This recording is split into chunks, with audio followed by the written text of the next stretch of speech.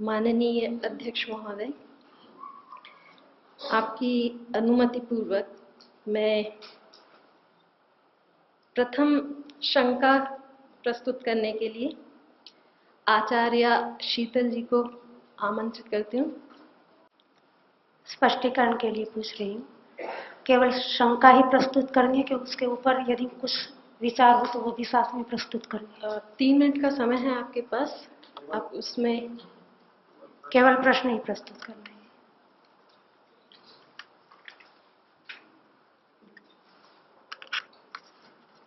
श्री रामचंद्र जी सोनीपत और आदरणीय अध्यक्ष महोदय, अभी जो शंका प्रस्तुत की गई है उसमें आचार्य जी ने बताया कि स्वामी जी ने 4 शरीरों का वर्णन किया है। मैं शंका के विषय पर हूं, मैं उससे पहले एक सुझाव प्रस्तुत करना चाहूंगा। महर्षि जी की प्रतिज्ञा 3 शरीर प्रस्तुत करने की है और यदि वो 4 कहते हैं तो 5 कहने चाहिए थे, क्योंकि कारण शरीर के भी 2 भाग बताए हैं और उसमें बताया है कि दूसरा जो शरीर है वो अभौतिक है और वो मुक्ति में भी यथावत रहता है, और जो 5वां तुरीय शरीर बताया है उसको भी मुक्ति में यथावत माना है महर्षि जी ने। और फिर बाद में कहा है कि इन सब कोश अवस्थाओं, मैं जोड़ देता हूं, शरीरों से भी जीव पृथक है। तो जो ये 2 हैं इनसे जीव पृथक नहीं है, क्योंकि मुक्ति में भी रहते हैं और बाद में भी रहते हैं ये। तो इसलिए मेरा सुझाव है कि उनको 3 ही कहना चाहिए था। अब हम अपने विषय पर आते हैं। सबसे पहला सवाल यह है कि कारण शरीर किन तत्वों से बना है, और उसका उत्तर यह है कि ये बना नहीं है।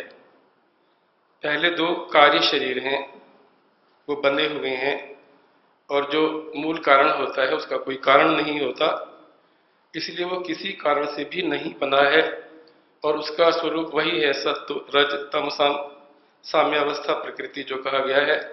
सत्व रज और तम की साम्यावस्था है वो, और जो उसको विभु कहा गया है सब जीवों के लिए एक है, तो वो ईश्वर की तरह विभु नहीं है, क्योंकि ईश्वर अखंड एक रस वर्तमान है।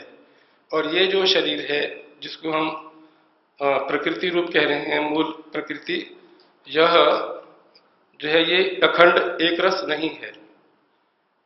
अब इसका उपयोग जीव के लिए क्या है, इसके विषय में महर्षि जी ने इसी प्रकरण में लिखा है कि 5 कोश होते हैं, और जो 5 कोश बताए गए हैं, अन्नमय, प्राणमय, मनोमय, विज्ञानमय और आनंदमय कोश। इसमें से जो पहला है वो स्थूल शरीर है, स्थूल शरीर का पूरा विवरण है ये, और बाकी प्राणमय, मनोमय और विज्ञानमय, इसका वर्णन महर्षि जी ने स्पष्ट ही सूक्ष्म शरीर के अंतर्गत किया है। और जो शेष बचता है 5वां, वो आनंदमय है, और उसके लिए महर्षि जी ने वहां पर आनंदमय कोश के लिए लिखा है कि इसमें अधिक उत्साह, न्यून उत्साह, न्यून आनंद, अधिक आनंद, उत्साह आदि को जीव अनुभव करता है। तो यह तो हुई जीव के लिए अनुभूति, पर इसको तो सामान्यता करते हैं हम, सुषुप्ति की स्थिति में भी करते हैं, पर उसका विशेष अनुभव हमें प्राप्त नहीं होता। किंतु एक विशेष स्थिति तब आती है योगी की, जब वो ऊंची स्थिति में पहुंचता है, तब वो इसको अपनी इच्छा पूर्वक अनुभव करता है और इससे लाभ भी उठाता है। वो कौन सी स्थिति होती है, इसका वर्णन पतंजलि मुनि जी ने किया और व्यास जी ने भी किया है। वो है वैराग्य का वर्णन किया है, जहां पर अपर वैराग्य और पर वैराग्य। पर वैराग्य का वर्णन है दृष्ट आनुश्रविक विषय वशीकार संज्ञा वैराग्यम, जिसमें देखे हुए और सुने हुए विषय का के प्रति जो अनुभूति होती है योगी की, जिसमें वो अपने आप अनुभव करता है कि ये विषय मेरे वश में है, मैं इनके वश में नहीं हूं, और इसका जो आधार होता है, जिसके कारण से वो अनुभव करता है, वो प्रसंख्यान होता है, अर्थात विवेक ख्याति का थोड़ा सा उदय हुआ है। और ऐसी स्थिति बन गई है कि अब जो कार्य जगत है उसको नश्वर देखता है और अपने लिए उपयोगी नहीं देखता, और अपने आप को थोड़ा सा स्वतंत्र अनुभव करता है। इसका आधार ज्ञान है। और इससे ऊपर जो वैराग्य का वर्णन है वह है तत् परम पुरुष ख्यातिर गुण वैतृष्ण्यम, कि उसमें जो अगली स्थिति आई है वो क्या है कि जहां पुरुष ख्याति हुई है और गुण मात्र से उसको वितृष्णा हुई है। इसका मतलब यह कि गुण मात्र से वितृष्णा नहीं थी इसकी पहले। जो अपर वैराग्य है वहां पर गुण मात्र से वितृष्णा नहीं हुआ है और गुण मात्र को उपयोगी समझता है, और उसमें तब उस स्थिति में वो सुख को, आनंद को, अधिक आनंद को, न्यून आनंद को अनुभव करता है, और ये आनंद जो है उसके उत्साह को बढ़ाता है और वो आगे बढ़ता है योगाभ्यास में, अपने वैराग्य को सुदृढ़ करता जाता है। यहाँ से उसके निष्काम कर्म आरंभ होते हैं, क्योंकि विषय जिनके लिए ये पहले भागता फिरता था और 24 घंटे इसके विचार का विषय हुआ करते थे, जिनमें ये निमग्न रहता था, अब इससे ऊपर उठ गया है और धीरे धीरे इसमें 6 संपत्तियों का उदय होना शुरू हो जाता है, शम, दम, कुपरति, तितिक्षा, और जब परिणाम आने लगते हैं सामने और विवेक ख्याति और सुदृढ़ होने लगती है तो श्रद्धा और कालांतर में समाधान। और ये जो स्थितियां बनती हैं इसमें जो है वो अपना दर्शन करने लगता है, आत्मदर्शन। परमात्मा दिखाई नहीं दिया, लेकिन आत्मा अपने आप को पहचान लिया, और अपने आप को पहचानने से वो जो है, जिनको हमने कहा कि गुण मात्र अर्थात मूल प्रकृति, उसके प्रति भी विरक्त हो जाता है। तो तब तक की जो स्थिति है, अर्थात निरोध की स्थिति बनाने के लिए या आत्मदर्शन की स्थिति बनाने के लिए जो प्रयास किया गया है पर वैराग्य के पश्चात, उसमें सबसे बड़ा सहयोगी यही कारण शरीर होता है। यही मुख्य उपयोग है जीव के लिए कारण शरीर का। धन्यवाद।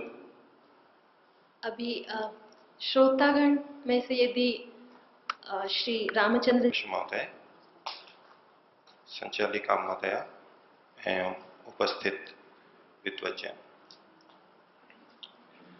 महर्षि ने प्रतिज्ञा के अनुसार तो शरीर नहीं किए, तीन शरीर की प्रतिज्ञा थी, और महर्षि 3 शरीर ही मानते हैं। यहाँ के अलावा 2 अन्य स्थानों पर उन्होंने जब शरीरों की चर्चा की तो 3 की स्थूल, सूक्ष्म और कारण। ऋग्वेदादि भाष्य भूमिका वेद नित्यत्व विचार संभवतः यही होगा। सपर्यगात की व्याख्या में अकायम का वर्णन करते हुए परमात्मा को काय रहित, तो इन 3 शरीरों से रहित कहा है। इसी तरह से यजुर्वेद अध्याय 40 में भी यही मंत्र है, 8वां, वहां भी अकायम की व्याख्या करते हुए महर्षि दयानंद ने इन 3 शरीरों का वर्णन किया है, 4 या 5 का नहीं। यहाँ किस कारण से और है वो एक अलग विचारणीय बिंदु है, मैं उसमें नहीं जा रहा हूं। तो कारण शरीर क्या, किसे कहें, काफी विचार का विषय रहता है। मैं अपने विचार बताऊं आपको जो मैं समझ पाया। उससे पूर्व आचार्य उदयवीर जी शास्त्री का मंतव्य आपके सामने रखता हूं। इनके वेदांत भाष्य में 3रे अध्याय के प्रथम पाद में प्रथम सूत्र की ही व्याख्या में नीचे टिप्पणी दी है, पृष्ठ संख्या 533 है, जिसमें वो लिखते हैं सूक्ष्म शरीर के 18 घटक बता के और लिंग शरीर और कारण शरीर, सूक्ष्म शरीर, ये 3 शब्दों की व्याख्या करते हुए लिखते हैं वो कि सूक्ष्म शरीर में 5 तन्मात्राएं भी होती हैं, यानी सूक्ष्म भूत होते हैं, और अन्य इंद्रियां होती हैं, 5 ज्ञानेंद्रियां, 5 कर्मेंद्रियां और अंतःकरण, मन, बुद्धि, अहंकार। तो इंद्रियों को तो करण माना है और सूक्ष्म शरीर को उसका आधार माना है। वहां दोनों मिला के, यानी ये जो 17 या 18 तत्व हैं, इसका नाम तो सूक्ष्म शरीर है, क्योंकि वो स्थूल की अपेक्षा सूक्ष्म है। जब इसमें लिंग का, यानी इंद्रियों का, इंद्र के जो साधन हैं, सूचक हैं, उसको लिंग कहा जाता है आत्मा के। तो ये इंद्रियां उसकी साधन है, इसलिए जब सूक्ष्म शरीर को ही इंद्रियों की महत्ता बताते हुए कथन किया जाता है तो उसको लिंग शरीर नाम कहा जाता है। और जब आधार के रूप में, यानी सूक्ष्म शरीर को मुख्य, 5 सूक्ष्म भूतों को मुख्य मान करके सूक्ष्म शरीर का कथन किया जाता है तो उसको कारण शरीर कहा जाता है। कारण यानी आधार या आश्रय। ये उदयवीर जी का मंतव्य है। और इनके हिसाब से कारण शरीर और सूक्ष्म शरीर एक ही है। लेकिन प्रश्न ये उठता है कि महर्षि ने यहां पर सत्यार्थ प्रकाश में नवम समोल्लास में सूक्ष्म शरीर को पहले कह दिया है और उसके भी 2 भाग कहे हैं, और सूक्ष्म शरीर के बाद में कारण शरीर नाम गिनाया है। तो उदयवीर जी ने जो लिखा है वो महर्षि के वचन से मेल नहीं खाता, और उस दृष्टि से मैं उसको स्वीकार नहीं कर रहा हूं, लेकिन सूचना की दृष्टि से केवल आपको मैंने उदयवीर जी का मंतव्य रखा है।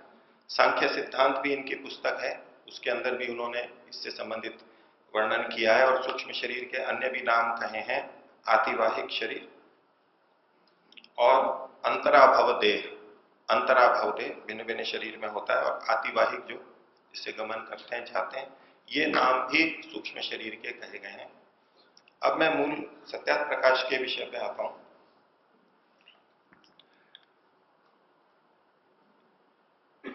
जैसा कि आदरणीय रामचंद्र जी ने बात रखी थी कि यहाँ मूल प्रकृति अर्थ लिया जाना चाहिए।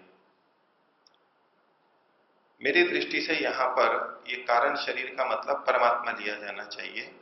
क्यों लिया जाना चाहिए, तो उसके लिए इस वाक्य की रचना पे ध्यान देंगे। इस वाक्य से क्या निकल करके आ रहा है।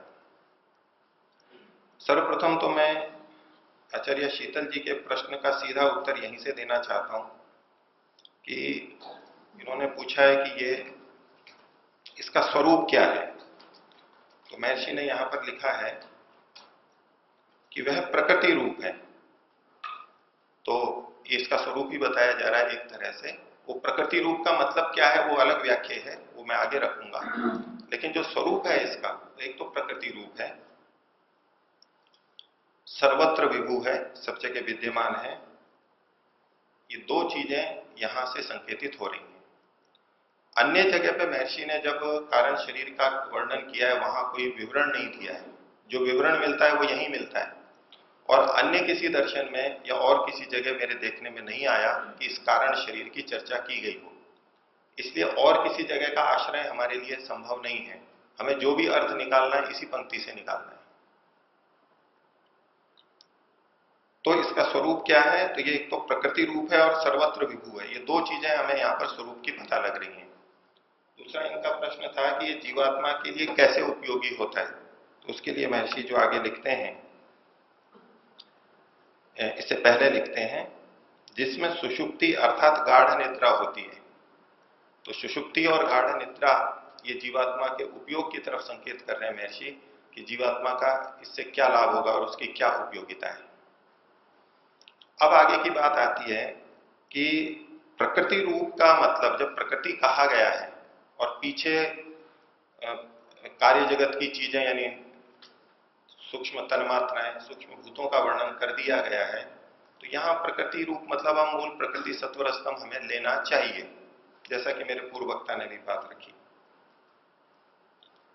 पर यहां प्रकृति का मतलब परमात्मा क्यों लिया जाए, जैसे वेदांत की शैली है कि आसपास के शब्दों को देख करके अर्थ का निश्चय किया जाता है। तो प्रकृति रूप होने से सर्वत्र विभू, तो पहला प्रश्न ये आएगा कि विभू तो केवल परमात्मा है। तो मेरे पूर्व वक्ता ने ये उत्तर भी दिया कि उस तरह से विभू नहीं, लेकिन वैसे प्रकृति को भी विभू कहा जाता है। और वो शास्त्र की दृष्टि से भी ठीक है। सांख्य दर्शन का एक सूत्र है, सर्वत्र कार्य दर्शनात् विभुत्वम। प्रकृति का प्रसंग है, चूंकि प्रकृति के कार्य यानी उससे निर्मित चीजें सब जगह देखी जाती हैं हमारे को, इसलिए प्रकृति को भी विभू कहा है। यद्यपि हम सब जानते हैं कि प्रकृति उस तरह की विभू नहीं हो सकती जैसा कि परमात्मा है, लेकिन इतनी व्यापक है इसलिए सांख्यकार ने भी उसको विभू कहा। तो सर्वत्र विभू शब्द से अगर कोई ये अड़े कि नहीं परमात्मा का ही ग्रहण है, तो फिर वहां पर शास्त्र का प्रमाण आ जाएगा कि विभू तो प्रकृति को भी कहा है। लेकिन प्रकृति को जब विभू कहा है वो कौन रूप से कहा है, और परमात्मा जो विभू है वो मुख्य रूप से है। तो फिर प्रश्न उठेगा कि यहां पर मुख्य अर्थ लें या गौण अर्थ लें। प्रकृति वाला प्रकृति शब्द जब यहां विद्यमान है तो क्यों ना गौण अर्थ ही ले लिया जाए। लेकिन आगे फिर महर्षि लिखते हैं कि सब जीवों के लिए एक है। अब हमारे लिए विचारणीय है कि प्रकृति को भी विभू माने और परमात्मा को भी विभू माने, उन दोनों स्थितियों में सब जीवों के लिए एक कौन सी चीज हो सकती है। सब जीवों के लिए एक है, इस शब्द के भी दो अर्थ निकल सकते हैं कि एक है मतलब समान है, एक है मतलब समान है। वैसे अलग अलग होंगे लेकिन समान है, एक जैसे हैं, वो भी अर्थ होता है। लेकिन विभू, सब जीवों के लिए विभू प्रकृति रूप होने से सर्वत्र विभू और सब जीवों के लिए एक है। ये जो इसका विभुत्व कहा गया है वो किस कारण से कहा है, प्रकृति रूप होने से। प्रकृति रूप होने से वो विभू है। विभुत्व की सिद्धि के लिए कारण बताया जा रहा है प्रकृति रूप होने से। अब मूल प्रकृति को तो ये इस हेतु से नहीं कहा जाता कि वो प्रकृति है इसलिए वो विभू है। सांख्य दर्शन का जो सूत्र प्रकृति के विभुत्व को बताता है वो कहता है सर्वत्र कार्य दर्शनात् विभुत्वम। सब जगह उसका कार्य देखा जाता है इसलिए विभुत्व है। कार्यत्व के कारण विभुत्व कहा जा रहा है, न कि प्रकृति रूप होने के कारण से विभुत्व। यहां जो महर्षि कह रहे हैं प्रकृति रूप होने से वो उसका विभुत्व है, सर्वत्र विभू है और सबका एक है। इस संदर्भ में प्रकृति को यदि यहां पर लिया जाए तो प्रकृति के तो कण हैं अलग अलग। प्रकृति कोई एक तत्व, एक रस नहीं है, उसके बहुत सारे कण हैं, द्रव्य हैं। तो जो आत्मा जहां होगा वो उसका संपर्क में आएगा। तो हर आत्मा के संपर्क में प्रकृति के, मूल प्रकृति के कण भिन्न भिन्न होंगे, समान नहीं होंगे, एक नहीं होंगे। यदि परमात्मा अर्थ लिया जाता है तो सब जीवों के लिए एक ये कथन बनता है।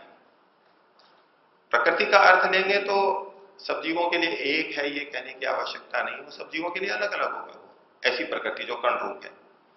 तो इन सब परिस्थिति को देख करके जो महर्षि की वाक्य रचना है, इससे ये प्रतीत होता है कि ये चीज परमात्मा में ही घट सकती है और किसी में नहीं घट सकती। तो सब जीवों के लिए एक है और सर्वत्र व्यापक है, विभू है, ये मुख्य अर्थ में लिया जाएगा। अब फिर परमात्मा को प्रकृति रूप क्यों कहा जा रहा है? प्रकृति का अर्थ तो सत्वरस में भी लिया जाना चाहिए।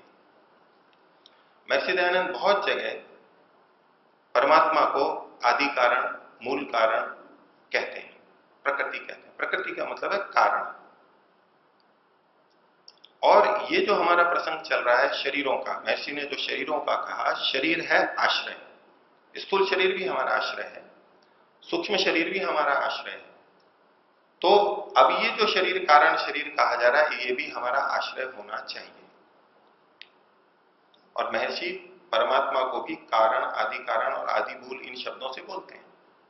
संस्कृत में भी जो प्रकृति प्रत्यय कहते हैं, मूल कहते हैं, रूट कहते हैं, धातु कहते हैं, वो ये शब्द आपस में प्रयोग किए जा सकते हैं।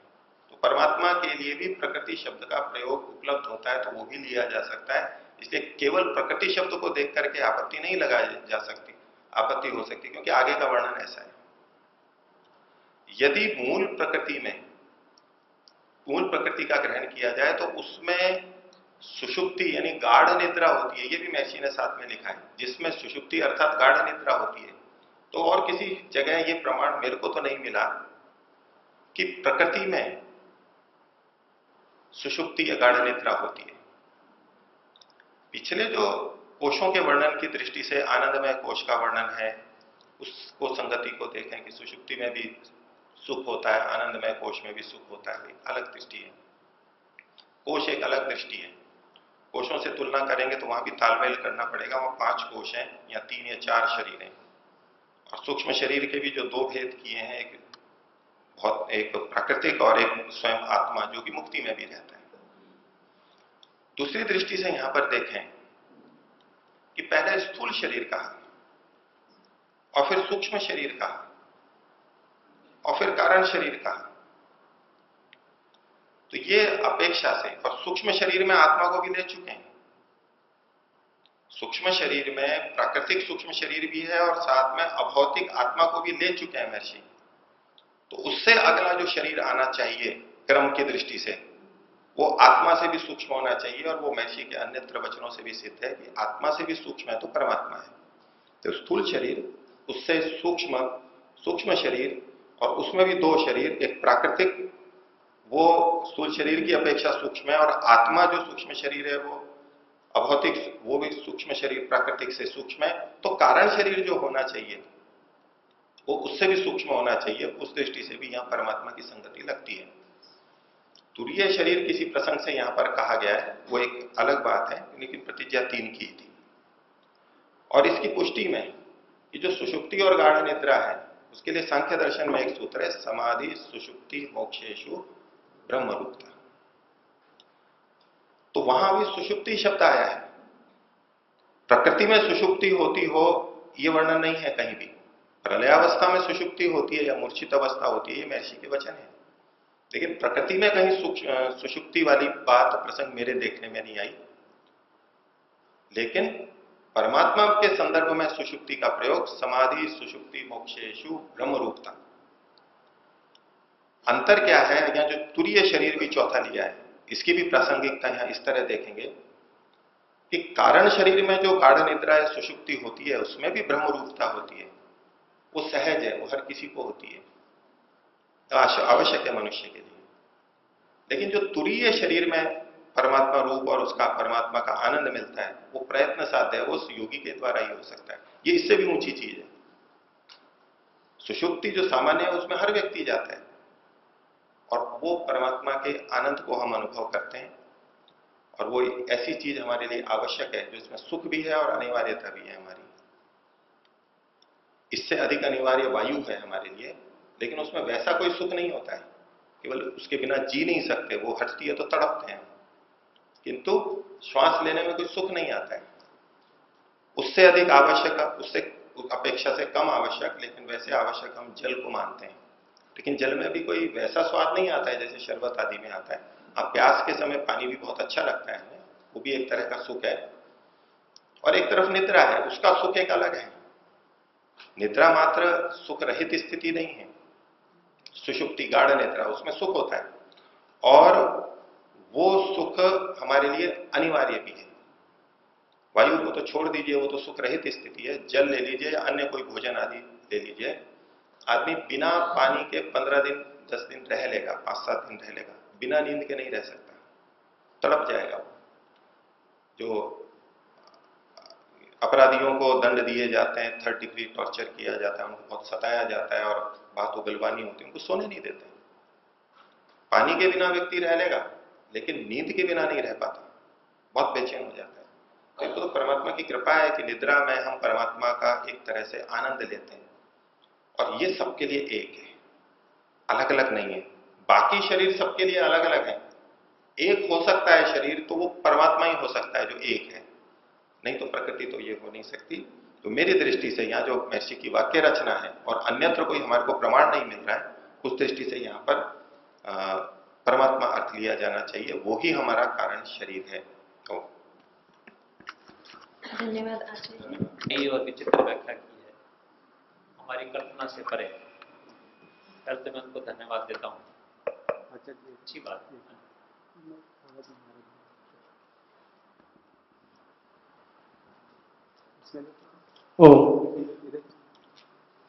पहले प्रश्नकर्ता को पहले आपके आचार्य जी के बाद में। ओके, पहले जी आप बोलिए। मान्य आचार्य सत्य जी ने एक नई और विचित्र व्याख्या की है। ऐसी कल्पना मेरे में तो थी नहीं, हो सकता है आपकी हुई हो, तो मैं धन्यवाद देता हूँ। लेकिन प्रश्न उपस्थित होते हैं इसमें। चर्चा शरीरों की चल रही है, जीवात्मा के शरीर। तो आपकी व्याख्या से ईश्वर ईश्वर ईश्वर जो है जीवात्मा का शरीर हो जाएगा, इसका क्या समाधान? जी, शरीर की एक व्याख्या न्याय दर्शन में है भोगायतनम शरीरम। जो हमारे भोग का आधार होता है उसे शरीर कहते हैं। स्थूल शरीर भी है, इसमें शीर्यते इति शरीरम घट सकता है कि जो जीर्ण शीर्ण होता है, परिवर्तित होता है, हिंसित होता है। और सूक्ष्म शरीर भी हमारा भोगायतन है, उसके आधार पर हम भोग भोगते हैं। शीर्यते इति शरीरम परमात्मा में नहीं घटेगा, लेकिन न्याय दर्शन वाला भोगायतनम शरीरम, परमात्मा के आश्रय से हम इस निद्रा सुख को, सुषुप्ति सुख को लेते हैं। और मुक्ति में तो हम लेते ही हैं, और परमात्मा का आश्रय मुक्ति में सिद्ध ही है। तो जीवित अवस्था में भी परमात्मा को सर्वाधार माना जाता है, वो सब चीजें हो सकती हैं। तो परमात्मा को शरीर मानना पड़ जाएगा, यानी परमात्मा भी आत्मा का शरीर हो जाएगा, इसमें मुझे कोई आपत्ति नहीं लगती है। शरीर हो जाएगा मतलब कुछ निकृष्ट हो जाएगा, जैसे शरीर मलिन है, नष्ट होने वाला है, जलने वाला है, ऐसा वो हो जाएगा, वो तो प्रसंग नहीं लगेगा। तो शरीर हो जाएगा तो उसमें आपत्ति क्या है?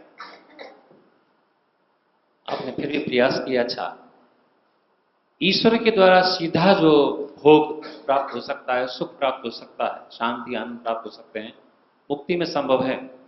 लेकिन शरीर रहते हुए इंद्रियों का और ज्ञानेंद्रियों, कर्मेंद्रियों, मन आदि की अपेक्षा रहती है। तो यदि इस प्रकार से हम शरीर मानेंगे, फिर तो एक मूढ़ व्यक्ति का, मूर्ख व्यक्ति का, हर व्यक्ति को भी ईश्वर की ओर से सीधा बिना इंद्रियों के भी आनंद मिल जाएगा, वो गायतन मानेंगे। जी, इंद्रियों से जो सुख मिलता है वो इंद्रियों से मिलेगा। इंद्रियों का सुख, जैसे अलग अलग इंद्रियों से अलग अलग सुख हमें प्राप्त होता है, यानी वो माध्यम बनती है, उस तरह का सुख मिलता है। अंदर का सुख अंदर का सुख होता है। समाधि के सुख के लिए भी ज्ञानेंद्रियों की आवश्यकता नहीं होती, और परमात्मा का सुख मुक्ति में ही मिलता हो ये तो कोई नियम नहीं है, समाधि में भी मिलता है, सशरीर मिलता है। तो बिना इंद्रियों के भी इस शरीर में रहते हुए परमात्मा से ही ये सुख मिल जाएगा, ऐसा तो कोई कथन नहीं है। परमात्मा से जो आनंद निद्रा में मिलेगा वो मिलेगा, और परमात्मा से भी इंद्रियों की तरह कार्य लिया जाए ये भी कोई अरुचिकर बात नहीं है। मुक्ति के अंदर शृण्वन् श्रोत्रम भवति और वो सब लिखा हुआ है। मुक्त आत्मा परमात्मा के आश्रय से, परमात्मा की सहायता से देखता है, सुनता है, सब कुछ करता है, सारा ज्ञान करता है। इसलिए परमात्मा के माध्यम से यदि वो देख सुन रहा है तो उस कथन में भी कोई शास्त्र विरुद्ध नहीं है और कोई दोष नहीं है। लेकिन मैं ये नहीं कह रहा हूं अभी, ये तो मैं आपकी बात पे कह रहा हूं, जो निद्रा के समय में आनंद आता है, सुख आता है, वो परमात्मा का है। और समाधि सुषुप्ति मोक्षेषु एक सूत्र मैंने इसकी पुष्टि में भी आपके सामने दिया। यद्यपि वो परोक्ष है थोड़ा, लेकिन दूसरे पक्ष में तो कोई आधार नहीं है, नहीं तो इसका कोई उत्तर नहीं है, इसका कोई उत्तर नहीं है। नहीं तो या तो कोई और किसी के पास उत्तर हो तो वो बताएं, युक्ति संगत होना चाहिए, और महर्षि की वाक्यावली वहां पर घटनी चाहिए।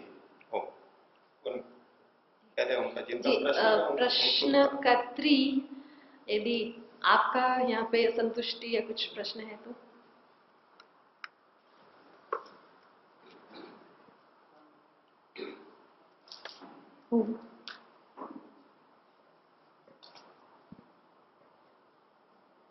अभी आपने सूत्र उद्धृत किया था, समाधि सुषुप्ति मोक्षेषु ब्रह्म रूपता।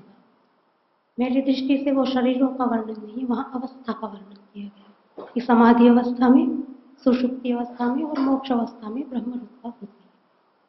यहाँ क्या आप इनको शरीर मान, आपका कहने का तात्पर्य कि यहाँ पर शरीर का वर्णन है इस सूत्र के अंतर्गत? ऐसा मैंने कहा ही नहीं है। नहीं, अभी आप वहां शरीर का कथन है, ऐसा मैंने बिल्कुल नहीं कहा। वो सीधा प्रमाण नहीं है, ये भी मैंने कहा, ये परोक्ष प्रमाण है। ये मैं ये प्रमाण बता रहा हूं कि सुषुप्ति का संबंध पर ब्रह्म से जोड़ा जा सकता है। यहां कोई आपत्ति करे कि यहाँ प्रकृति लिखा है, ब्रह्म को क्यों ले रहे हैं, मैं उसकी पुष्टि के लिए केवल कह रहा हूँ, शरीर का मैंने कोई उल्लेख नहीं किया। अर्थात इस सूत्र में शरीर का वर्णन, सुषुप्ति शब्द से अवस्था का वर्णन है, शरीर का नहीं है, आप स्वीकार करते हैं? ठीक है। आगे मेरा प्रश्न है कि आपने एक तो आदि कारण, यहाँ पे प्रकृति रूप शब्द में प्रकृति रूप शब्द का जब समाधान कर रहे थे तो आपने कहा था कि ईश्वर के लिए भी आदि कारण शब्द का प्रयोग किया जाता है। उस आदि कारण शब्द में से आपने कारण शब्द को लेकर के कारण का अर्थ प्रकृति कर दिया। तो अब आदि कारण का शब्द हो जाए, अर्थ होगा कि आदि प्रकृति। प्रकृति कारण तो है पर कारण प्रकृति है, ऐसा उसके लिए कोई प्रमाण कि हम कारण से, क्योंकि कारण तो 3 प्रकार के हैं। तो यहाँ पर कारण से प्रकृति और प्रकृति से फिर परमात्मा का, उनके बीच में संगति कैसे है? जी ठीक है, प्रकृति का मतलब जड़ प्रकृति ही लिया जाता है, लेकिन मैंने जैसे पीछे से कहा, यदि मूल प्रकृति अर्थ लेते हैं तो आगे की पंक्तियां संगत नहीं होती हैं। आसपास में जो शब्द दिए हुए हैं उनकी संगति जिस तरह से हो सकती है वो लेनी चाहिए, और प्रकृति का अर्थ परमात्मा लिया जा सकता है, संभावित है, मुख्य न होते हुए भी वो भी लिया जा सकता है आसपास की। यदि प्रकृति का अर्थ परमात्मा पर कभी लिया ही नहीं जा सकता हो, कारण के रूप में कथन ही ना हो सकता हो, कोई संभावना हो, तब तो आगे की संगति भी हमें विचारनीय होगी। लेकिन आगे की संगति के आधार पर चूंकि प्रकृति शब्द पे आके हमें अटकना पड़ेगा, तो वहां क्या अर्थ उत्तर हो सकता है, समाधान हो सकता है, तो वो मैंने रखा। अर्थात आपको ये स्वीकार्य नहीं है कि कारण और प्रकृति एक है, पर यहाँ प्रसंगवश आप स्वीकार करते हैं। नहीं, सामान्यतया प्रकृति अलग चीज होती है, वो एक रूढ़ी हो गई है या योग रूढ़ी हो गई है, लेकिन जो प्रकृति है वो कारण भी होती है एक दृष्टि से, उपादान कारण की दृष्टि से, और वो भी मूल कारण होती है। पर महर्षि मूल कारण या आदि कारण सबसे पहले, इस कार्य जगत का सबसे पहला कारण वो परमात्मा को मानते हैं। आर्य विनय में भी बहुत बार आता है, क्योंकि जब तक परमात्मा के अंदर ईक्षण नहीं होता है तब तक प्रकृति को भी वो कार्य रूप में परिणित नहीं करता है। प्रारंभ इस रचना का, सृष्टि का कहां हुआ, उसका आदि मूल कारण क्या है, वो परमात्मा है।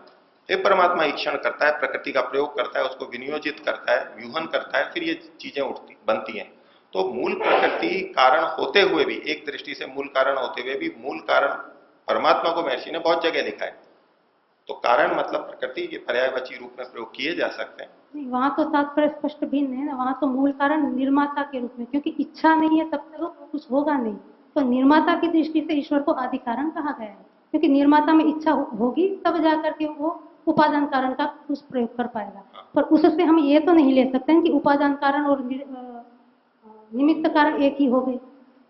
देखिए, मैंने ऐसा बिल्कुल नहीं कहा है कि उपादान कारण और निमित्त कारण एक है।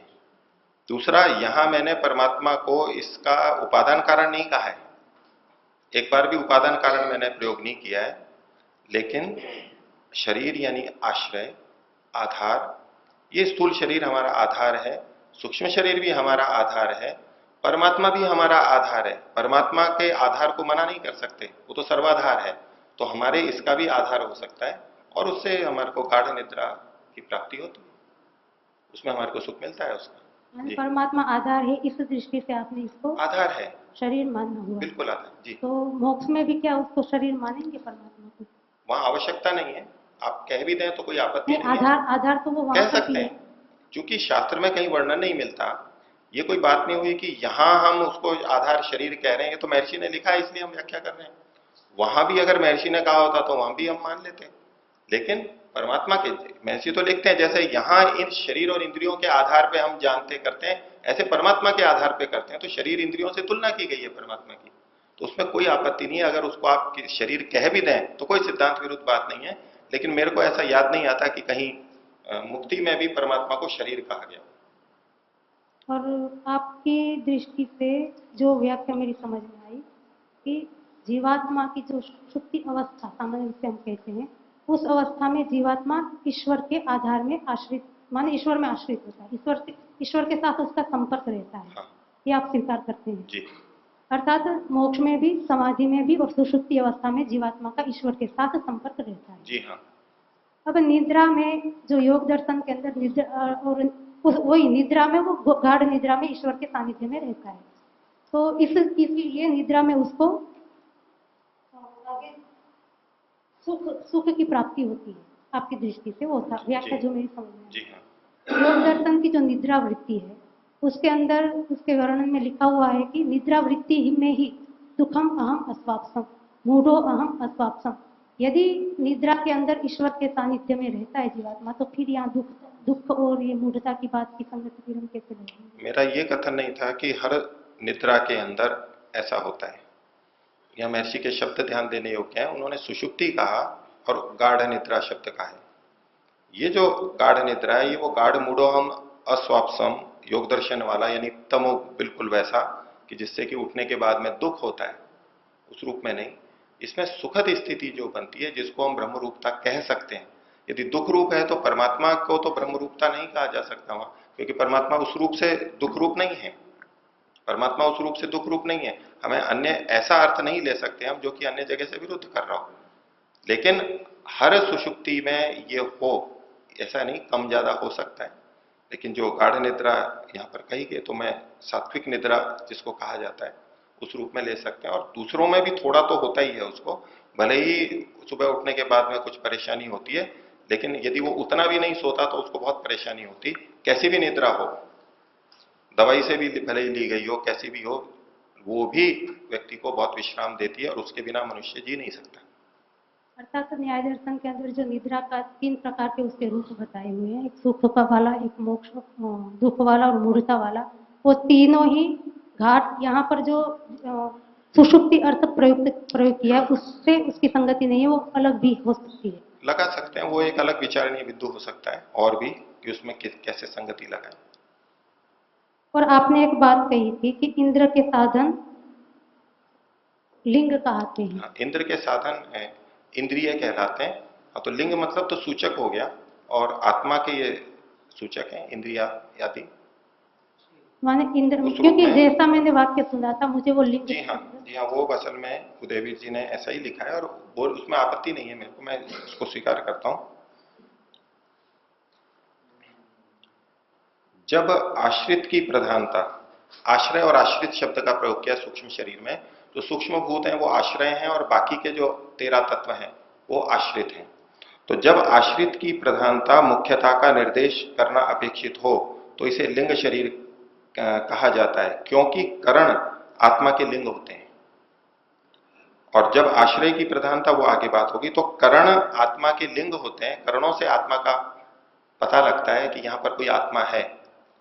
सेंद्रिय चेतनम द्रव्यम निरिंद्रियम अचेतनम, एक आयुर्वेद में परिभाषा की जाती है। वहां चेतन का लक्षण ही कहा जो सेंद्रिय होता है।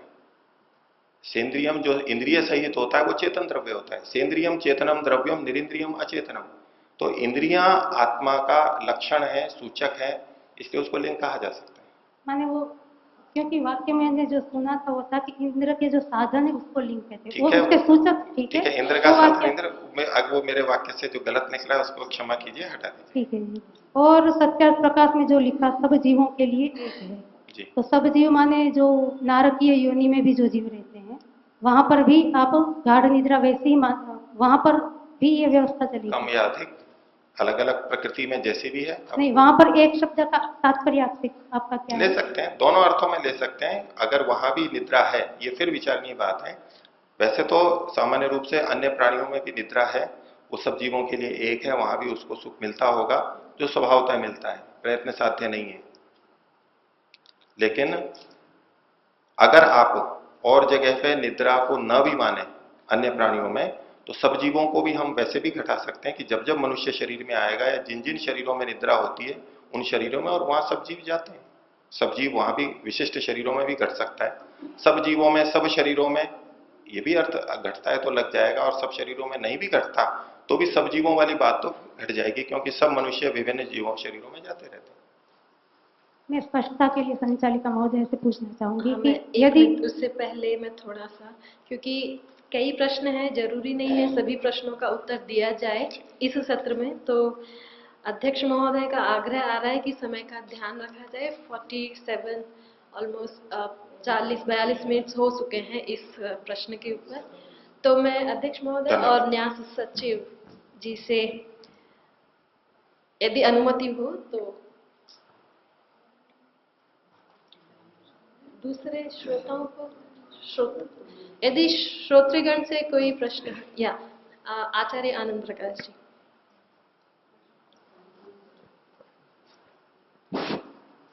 एक जो बार बार आया है काय का अर्थ, शरीर का अर्थ ईश्वर का अपना स्वरूप है। तो जो यजुर्वेद में 8वां मंत्र है अंतिम अध्याय में, स परिगा शुक्रम कायम, तो क्या ईश्वर अपने स्वरूप से रहित हो सकता है, जैसा कि इसमें कहा है स्थूल सूक्ष्म कारण शरीर रहितम। तो तीसरा जो कारण है वो ईश्वर अपने स्वरूप से रहित हो सकता है क्या? और जी जी, प्रश्न के लिए धन्यवाद।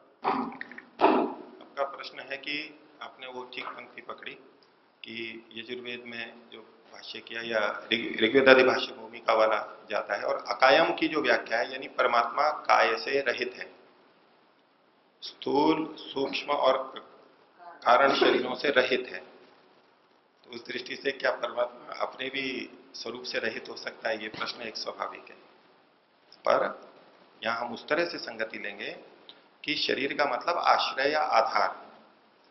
परमात्मा को किसी आश्रय की जरूरत नहीं है, वो तो स्वयं अपने आप में है, उसको किसी आश्रय की आवश्यकता नहीं। हम ये नहीं कहते कि परमात्मा का आश्रय परमात्मा है, इसलिए परमात्मा कारण शरीर से भी रहित है। हमारे लिए परमात्मा कारण शरीर है क्योंकि वो हमारा आश्रय है, लेकिन परमात्मा के लिए परमात्मा अपने आप में कोई आश्रय नहीं है, उसको अनपेक्षित है, वो तो स्वयंभू है। इसलिए परमात्मा इस तरह के कारण शरीर से रहित है। और शरीर हमेशा भिन्न होता है, स्वयं आत्मा जो स्वयं का है, अभौतिक शरीर जो महर्षि ने लिखा है, लेकिन चूंकि उसको अपने आश्रय की जरूरत नहीं है इसलिए वहां हटा सकते हैं। तो शरीर, ईश्वर को शरीर मानने पर, कारण शरीर मानने पर कदम कदम पर शंकाएं हो रही हैं, आपत्ति हो रही है, तो प्रकृति को ही क्यों न माना जाए? प्रकृति में जो आप मूल कारण है, प्रकृति जो सबके लिए एक है। प्रक्रियते यस्या सर्वम जगति प्रकृति, उपादान के रूप में प्रकृति से ही सब कुछ बनता है, ईश्वर केवल निमित्त कारण है, उपादान कारण नहीं है वो संसार का। इसलिए प्रक्रियते यस्या, तो प्रकृति का जो मूल अर्थ है, उत्पत्ति है, वो प्रकृति में ही घट सकती है। मैं पहले तो कहूंगा कि मैंने परमात्मा को उपादान कारण कभी नहीं कहा है इस वक्तव्य में, मेरा ऐसा कभी कथन नहीं कहा है। दूसरा,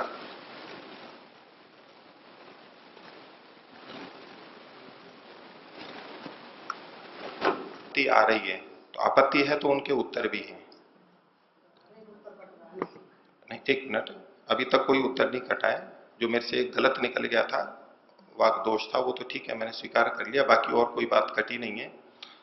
दूसरे पक्ष में इससे ज्यादा दोष है, वहां तो वाक्य की ही संगति नहीं लग रही है। इसके अलावा इससे अच्छा समाधान कोई हो आप कीजिए, मैं प्रश्न करूंगा आप पे और दूसरे प्रश्न करेंगे।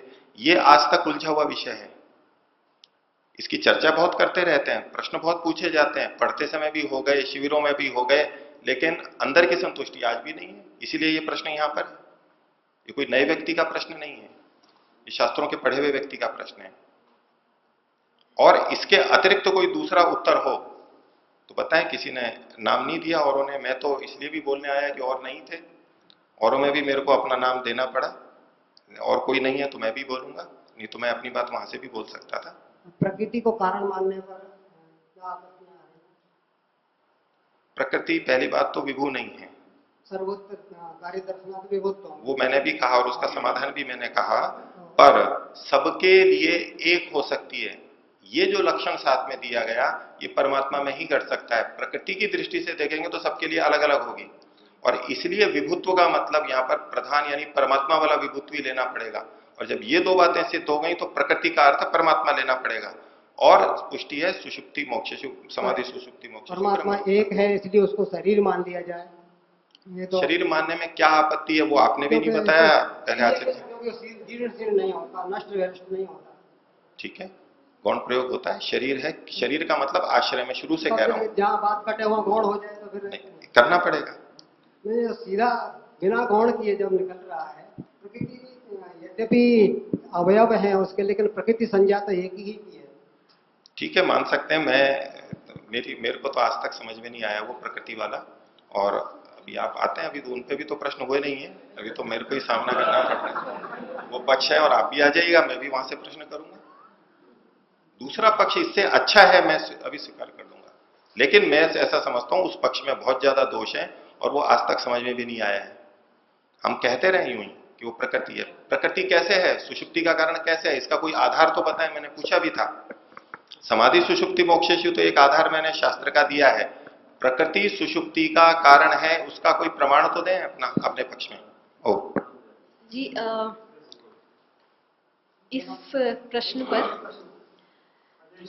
काफी समय, यदि आप लोग सभी राजी हैं, इधर से मुझे अनुमति नहीं मिल रही है, क्योंकि 3-4 प्रश्न नहीं तो 2 तो हो ही जाएं। वैसे थोड़ा समय बढ़ाया जा सकता है आगे। वो कुछ एक प्रमाण देना चाह रहे हैं आनंद जी। आनंद जी।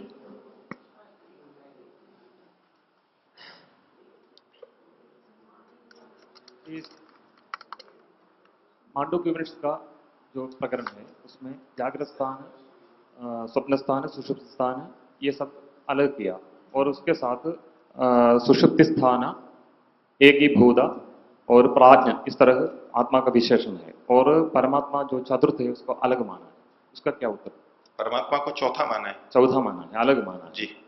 तो जैसे स्थूल शरीर और सूक्ष्म शरीर के साथ कारण शरीर भी बनता है, जिसका आधार प्रकृति, ऐसा ही प्रतीत हो रहा है। ठीक है, जो चौथा अलग माना है वहां व्याख्या वो हो सकती है। यहां भी तुरीय शरीर आगे लिखा हुआ है, जिसमें समाधि संस्कार जन्य है, जिसका आश्रय से जिसका संस्कार मुक्ति में भी रहता है।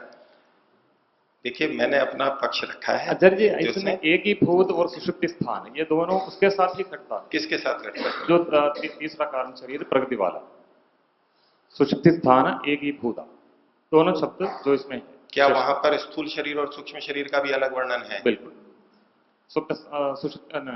स्थूल भुक, प्रविविक्त भुक, आनंद भुक, हाँ, ये सब अलग अलग गिना। एक फिर से बताइए। स्थूल भुक जागृत स्थान वाला, हाँ, और प्रविविक्त भुक स्वप्न स्थान वाला, हाँ, और आनंद भुक सुषुप्ति स्थान वाला। तो ये जागृत स्वप्न और सुषुप्ति का वर्णन है, मतलब इसका आधार भी होना चाहिए। आधार के रूप में शरीर का वर्णन है वो इस प्रकार। तो सुषुप्ति का आधार किसको माना वहां? मूल प्रकृति। ठीक है, मैं उस प्रसंग को और देखूंगा। धन्यवाद। दोनों पक्षों में बहुत सारी विधियां हैं। जहां पर आपने सुषुप्ति कहा है, पास वहां पर प्रज्ञान घन शब्द भी है बीच में, जिसमें प्रज्ञान जो है ना बहुत अपनी उत्कृष्ट स्थिति में है। तो मेरे पक्ष के विपरीत जा रहा है हालांकि, और मैं उनके पक्ष से अब तक सहमत नहीं हो पाया हूँ, पर उसके साथ आपको संगति लगानी होगी, और वो उनके पक्ष में जा रहा है। प्रज्ञान घन शब्द चतुर्थ के साथ आया, तीसरे के साथ नहीं आया। न प्रज्ञम अप्रज्ञम सुषुप्ति में आया है, आप फिर देख लीजिएगा। उसमें है 17 जो तत्व बताए, फिर उसके बाद एक, और यहाँ प्रज्ञान नहीं जी, प्राज्ञ शब्द आत्मा के लिए आया है और प्रज्ञ अप्रज्ञ इत्यादि शब्द चतुर्थ के लिए आया है। देखना पड़ेगा मूल को, और मुझे यही संस्कार है कि प्रज्ञान घन व सुषुप्ति में ही आए। ठीक है, इसको रहने देते हैं जी, और उन्होंने जो प्रसंग बताया उसको मैं और देख लूंगा, विचार। और अजर जी एक और बात, प्रकृति से सिद्धांत अनिरोधात, ये प्रकृति शब्द ईश्वर के लिए है वेदांत में। प्रकृति शब्द ईश्वर के लिए सीधा है। प्रकृति ईश्वर के लिए आप मेरे पक्ष में बोल रहे हैं, धन्यवाद। हाँ जी, यानी ये भी है, परंतु ये सीधा प्रमाण उन्होंने दिया कि ईश्वर के लिए भी प्रकृति शब्द है। धन्यवाद। अत्यंत रोचक चर्चा यहाँ पे हमारी हुई है। अभी मैं दूसरे प्रश्न के लिए स्वामी वेदपति जी को आमंत्रित करती हूँ। स्वामी वेदपति जी।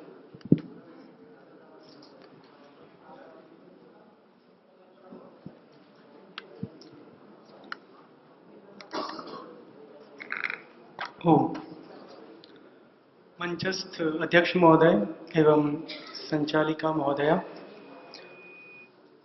मेरी जिज्ञासा है,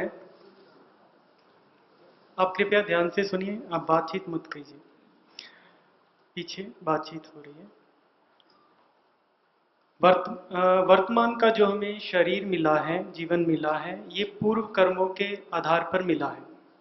इसके अतिरिक्त भी वर्तमान जीवन में हमें कुछ सहायता के रूप में, सुविधा के रूप में लाभ होता रहता है। ये जो लाभ है वह हमारे पूर्व कर्मों के अनुसार है। पूर्व कर्म अर्थात इस जन्म के कर्म भी हो सकते हैं, अथवा इस जन्म के पूर्व जन्म के कर्म भी हो सकते हैं। अथवा दूसरा विकल्प है, क्या ईश्वर हमें उसी क्षण सहायता दे रहा है, कृपा कर रहा है? ये जिज्ञासा है। इसका मापदंड और विश्लेषण आपके ऊपर छोड़ता हूँ। धन्यवाद। समाधान के लिए श्री रामचंद्र जी को मैं आमंत्रित करती हूँ। श्री रामचंद्र जी शायद नहीं है। ओके, आ रहे हैं। हाँ जी।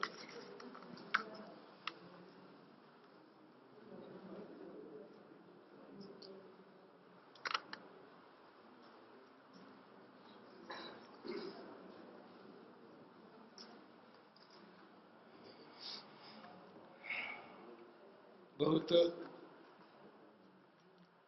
लंबा विषय है ये, मेरे ख्याल में मुझे पता भी नहीं था कि मैंने इसका समाधान करना है, तो भी मैं कोशिश करता हूँ।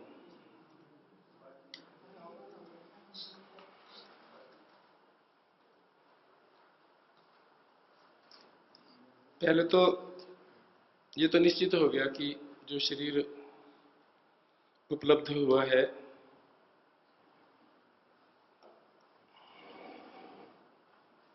वो पूर्व जन्मों के किए हुए कर्मों का फल है। और जैसा उत्कृष्टतम माता पिता और वायुमंडल इत्यादि हमें मिलने चाहिए थे, ईश्वर ने अपनी तरफ से उपलब्ध कराए, और उसमें बहुत सारी विघ्न बाधाएं भी ईश्वर के करने के बाद भी आई होंगी। अधिकांश स्थानों पर नहीं आती होंगी और बहुत सारे स्थान पर आती भी होंगी, जिसमें माता पिता राजा समाज आदि कारण बनते होंगे। तो पूरा का पूरा पूर्वकृत कर्मों के आधार पर यथावत कभी मिल जाएगा, कभी नहीं मिल जाएगा, और उसमें माता पिता आदि का जो योग रहेगा वो भी उनकी स्वतंत्रता के आधार पर होता है। वो चाहे तो बच्चे को दूध पिलाएं, चाहे तो ना पिलाएं, चाहे तो उनका ठीक पालन करें, चाहे तो ना करें, उसके ऊपर दूसरे के कर्मों का, उनकी योग्यताओं का प्रभाव भी पड़ता है। लेकिन फिर भी जो कुछ वो अपने साथ लाया है, शरीर आदि, मन बुद्धि चित्त अहंकार अपने साथ लाया, वो सब उसके पूर्वकृत कर्मों के आधार पर ही है।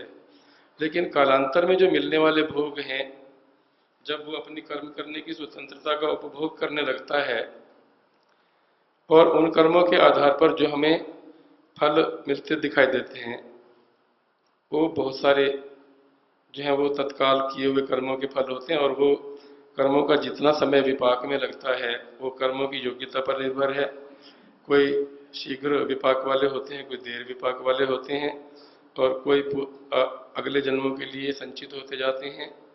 तो इस प्रकार हम यदि अध्ययन करने लगेंगे अपना, तो इस जन्म में जो भोगे जाने वाले भोग हैं वो हमारे लगभग सारे, जब से हम स्वतंत्र कर्म लगे हैं करने हैं, तब से आगे वाले जो भोग हैं वो हमारे वर्तमान कर्मों के ही फल होते हैं, ऐसा मैं मान पाया हूँ।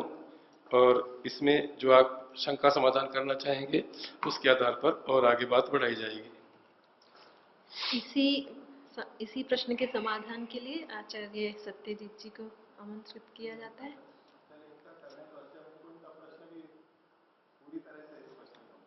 जी हाँ, इसीलिए तो मैं कह रहा हूँ। अच्छा। और मैंने पहले कहा कि बहुत लंबा विषय है, ये प्रवचन का विषय हो सकता था, शंका समाधान का नहीं। तो भी इस पर प्रश्न आएंगे तो उसका हम समाधान करने का प्रयास करेंगे। ओ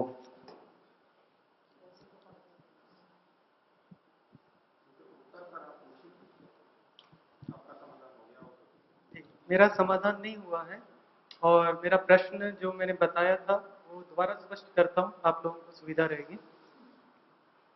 प्रश्न इस प्रकार से है कि अभी जो वर्तमान जीवन मिला है वो हमें पूर्व कर्मों के आधार पर मिल चुका है।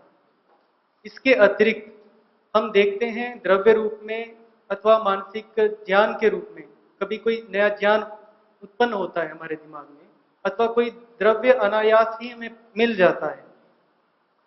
उसमें हमारा कोई पुरुषार्थ नहीं दिखता, हमारा कोई प्रयत्न नहीं दिखता वर्तमान में। उस स्थिति में जो योग दर्शन में एक सूत्र है, सती मूले तद विपाको जाति आयु भोग, उसमें कर्मों की 3 प्रकार की गति बताई है। उसमें एक प्रकार की गति का नाम है आवापगमन। ठीक है, तो वो गति तब होती है जब वर्तमान के जीवन में हमारा कोई पुरुषार्थ हमें नहीं दिख रहा है, और पिछले कर्मों का फल अब वर्तमान में जुड़ जाता है और हमें ज्ञान के रूप में अथवा द्रव्य के रूप में कोई वस्तु मिल जाती है। ये एक गति बताई।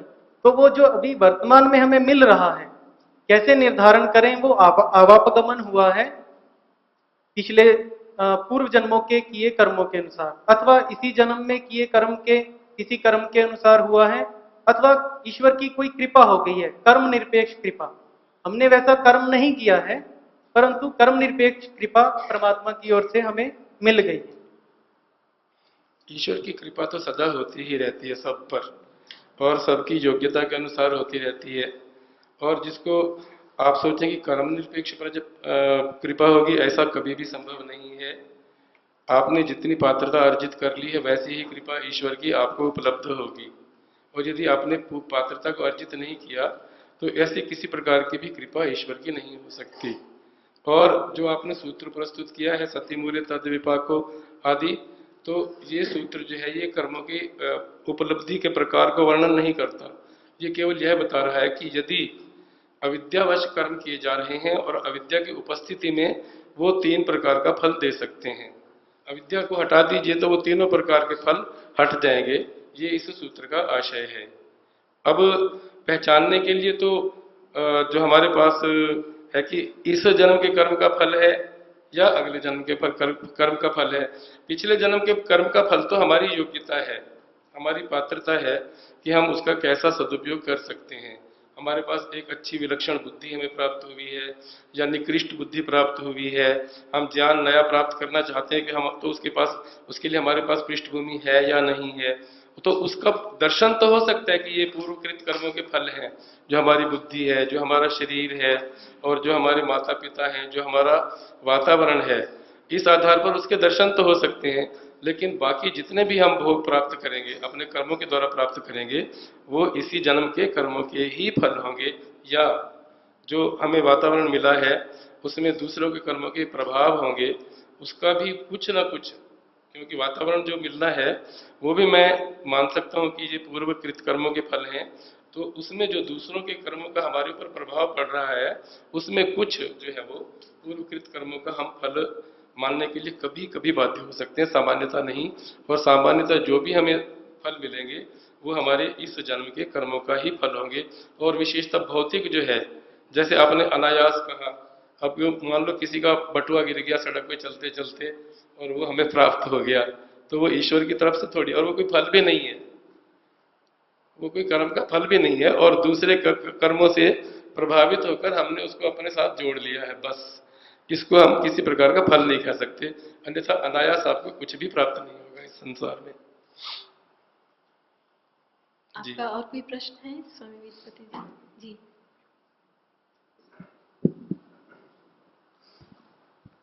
जी हाँ, उत्तरकर्ता का धन्यवाद। परंतु मुझे अभी संतुष्टि नहीं हुई है। संतुष्टि इस कारण से नहीं हुई है कि आप ईश्वर को बिल्कुल निषेध मानकर चल रहे हैं, ईश्वर का वाला पक्ष बिल्कुल हटाकर चल रहे हैं। और ईश्वर के विषय में कहा भी जाता है, उपनिषद में आता है, यमएव एष वृणुते तेन लभ्य। ईश्वर यदि पात्र देखता है, सामने वाले को पात्र देखता है कि पुरुषार्थ कर रहा है, परंतु कुछ कमी है उसमें, जिस कमी के कारण वो आगे नहीं बढ़ रहा है, उस पात्रता को देखकर, जबकि उसने अभी तक उतना प्रयास नहीं किया है, पूरा पुरुषार्थ जितना करना चाहिए तब तक नहीं किया है, ये मैं अपने स्वयं के अनुभव के आधार पर कह रहा हूँ। ऐसी स्थिति आती है साधना में, तो एक नया ज्ञान उत्पन्न होता है जिसमें लगता है कि मैंने कुछ किया ही नहीं था और मुझे कुछ इतना मिल गया कि ये परमात्मा के अतिरिक्त कुछ नहीं हो सकता, एक अनुभव के आधार पर। परंतु यहाँ इसलिए प्रश्न उठाया गया, ये जिज्ञासा इसलिए रखी गई कि एक विश्लेषण, एक मापदंड तैयार किया जाए या कोई संभावना व्यक्त की जाए कि नहीं ईश्वर का है। कभी मुझे भ्रांति ना हो सकता है कि मन में सत्गुण ऐसा उत्पन्न हो गया हो, उस कारण से वो ज्ञान उत्पन्न हुआ हो, और परमात्मा की जो मैं मान रहा हूँ सहायता है वो ना हो, ये भी हो सकता है। परंतु परमात्मा को एकदम से उपेक्षित नहीं किया जा सकता। पर ठीक है, मेरी बात है।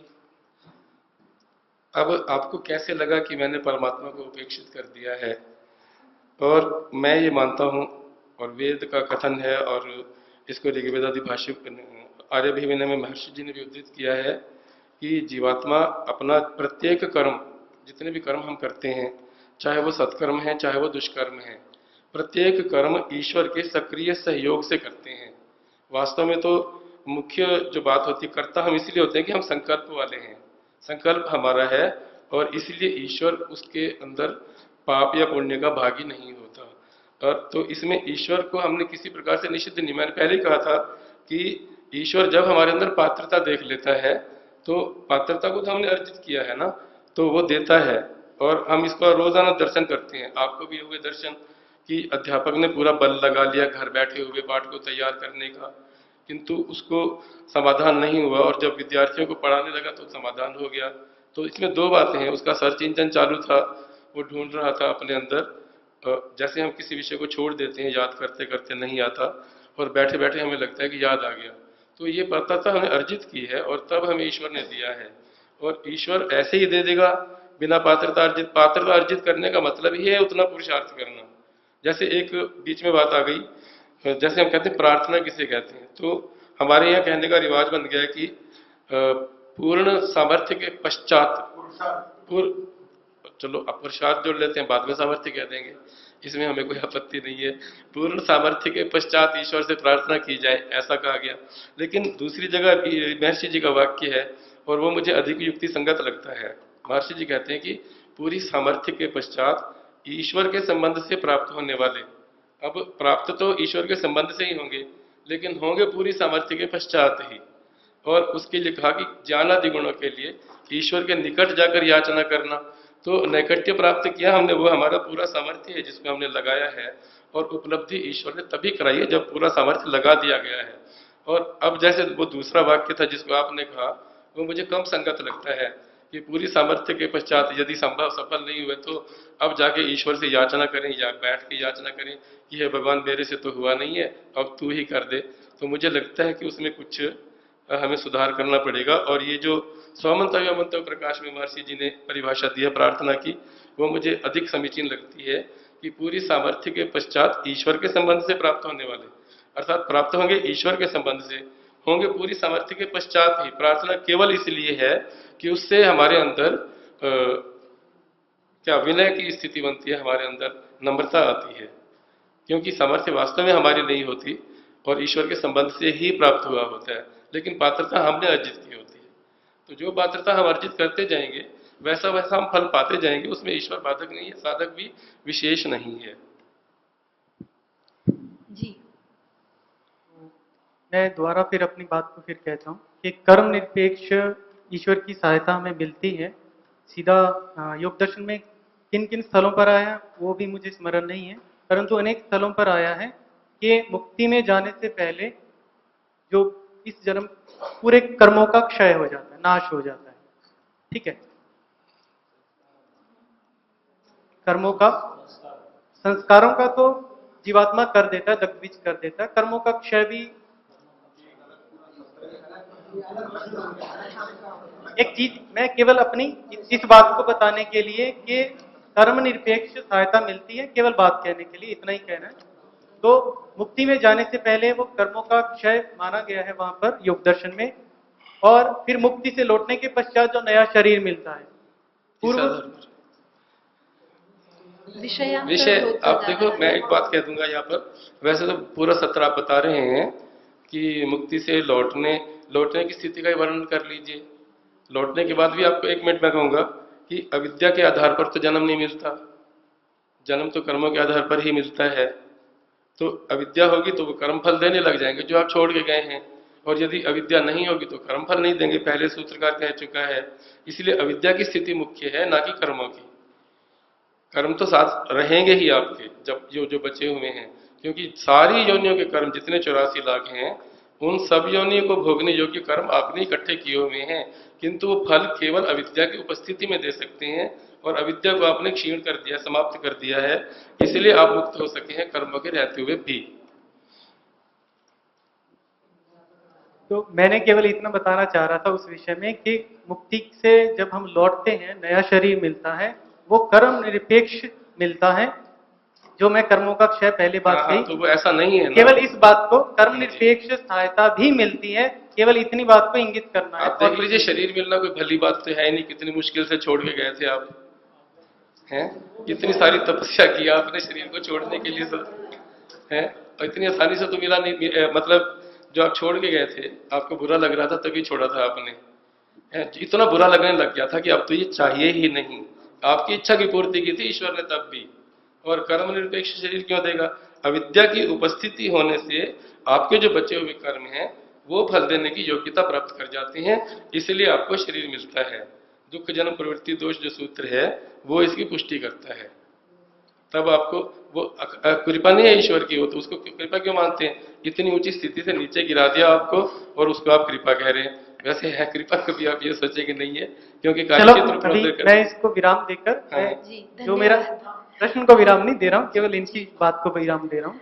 आ, यदि मेरे प्रश्न को समझकर और कोई समाधान करना चाहे कृपया। जी आचार्य। इस प्रश्न का शायद अगले सत्रों में भी नहीं, इस पर चर्चा होती रहेगी और सत्रों से अलग भी होती ही रहती है। मैं एक बात है जी, दर्शनाचार्यों के बीच में डर डर के आया था, क्योंकि मैं तो वैसा आदमी हूँ जिसका कि मौन ही आभूषण होता है, इसलिए मैं आचार्य जी से हाँ कहिए।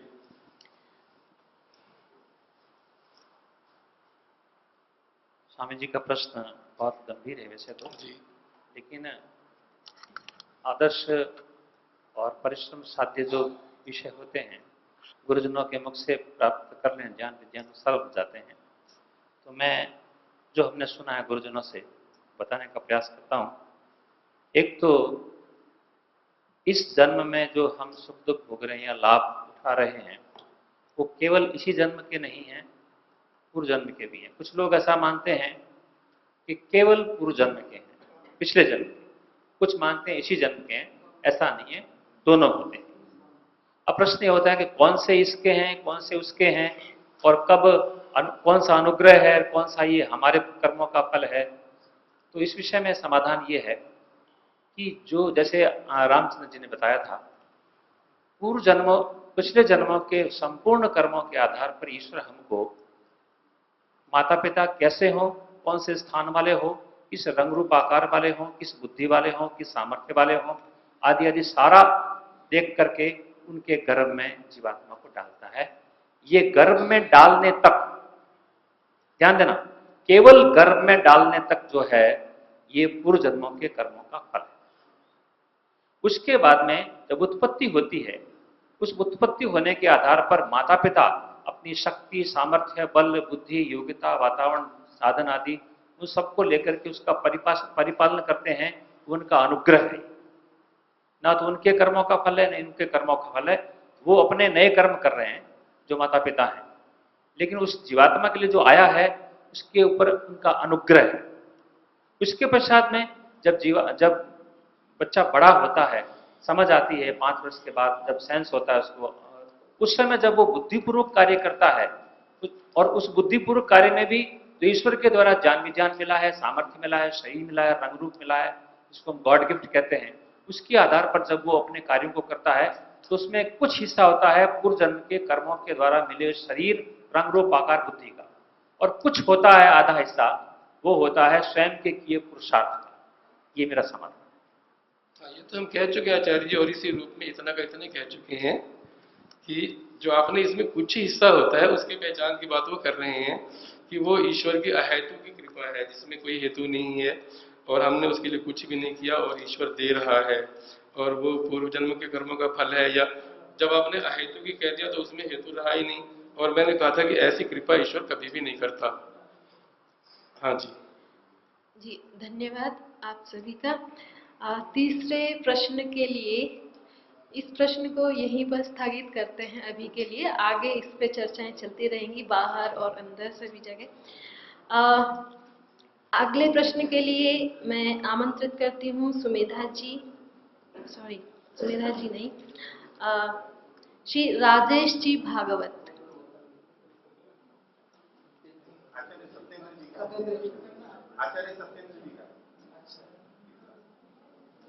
आचार्य सत्येंद्र जी का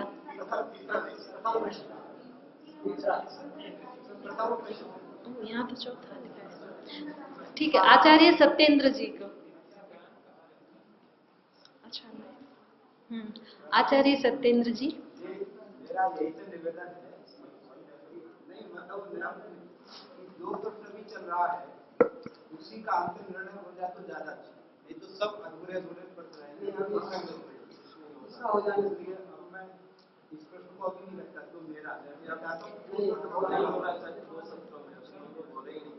आप दूसरा समाधान निकाला जा सकता है। आप यदि अपना प्रश्न छोड़ रहे हैं तो हम चौथा प्रश्न ले लेते हैं।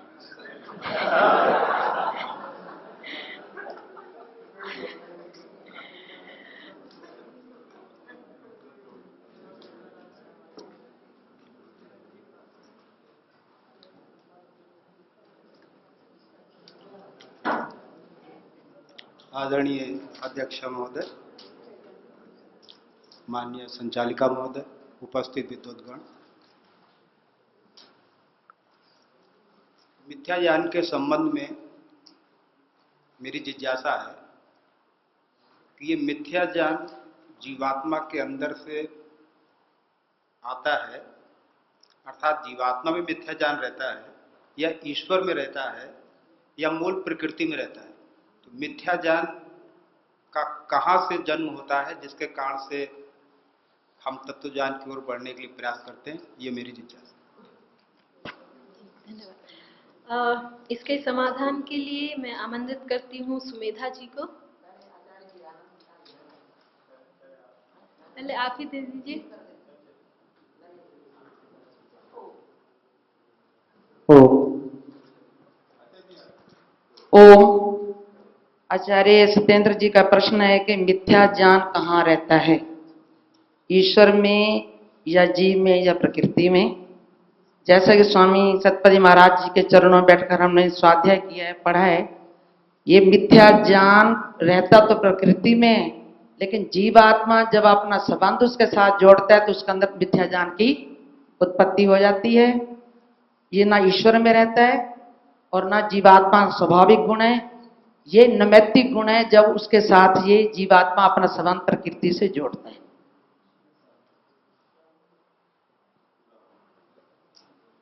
प्रश्न पर प्रति प्रश्न।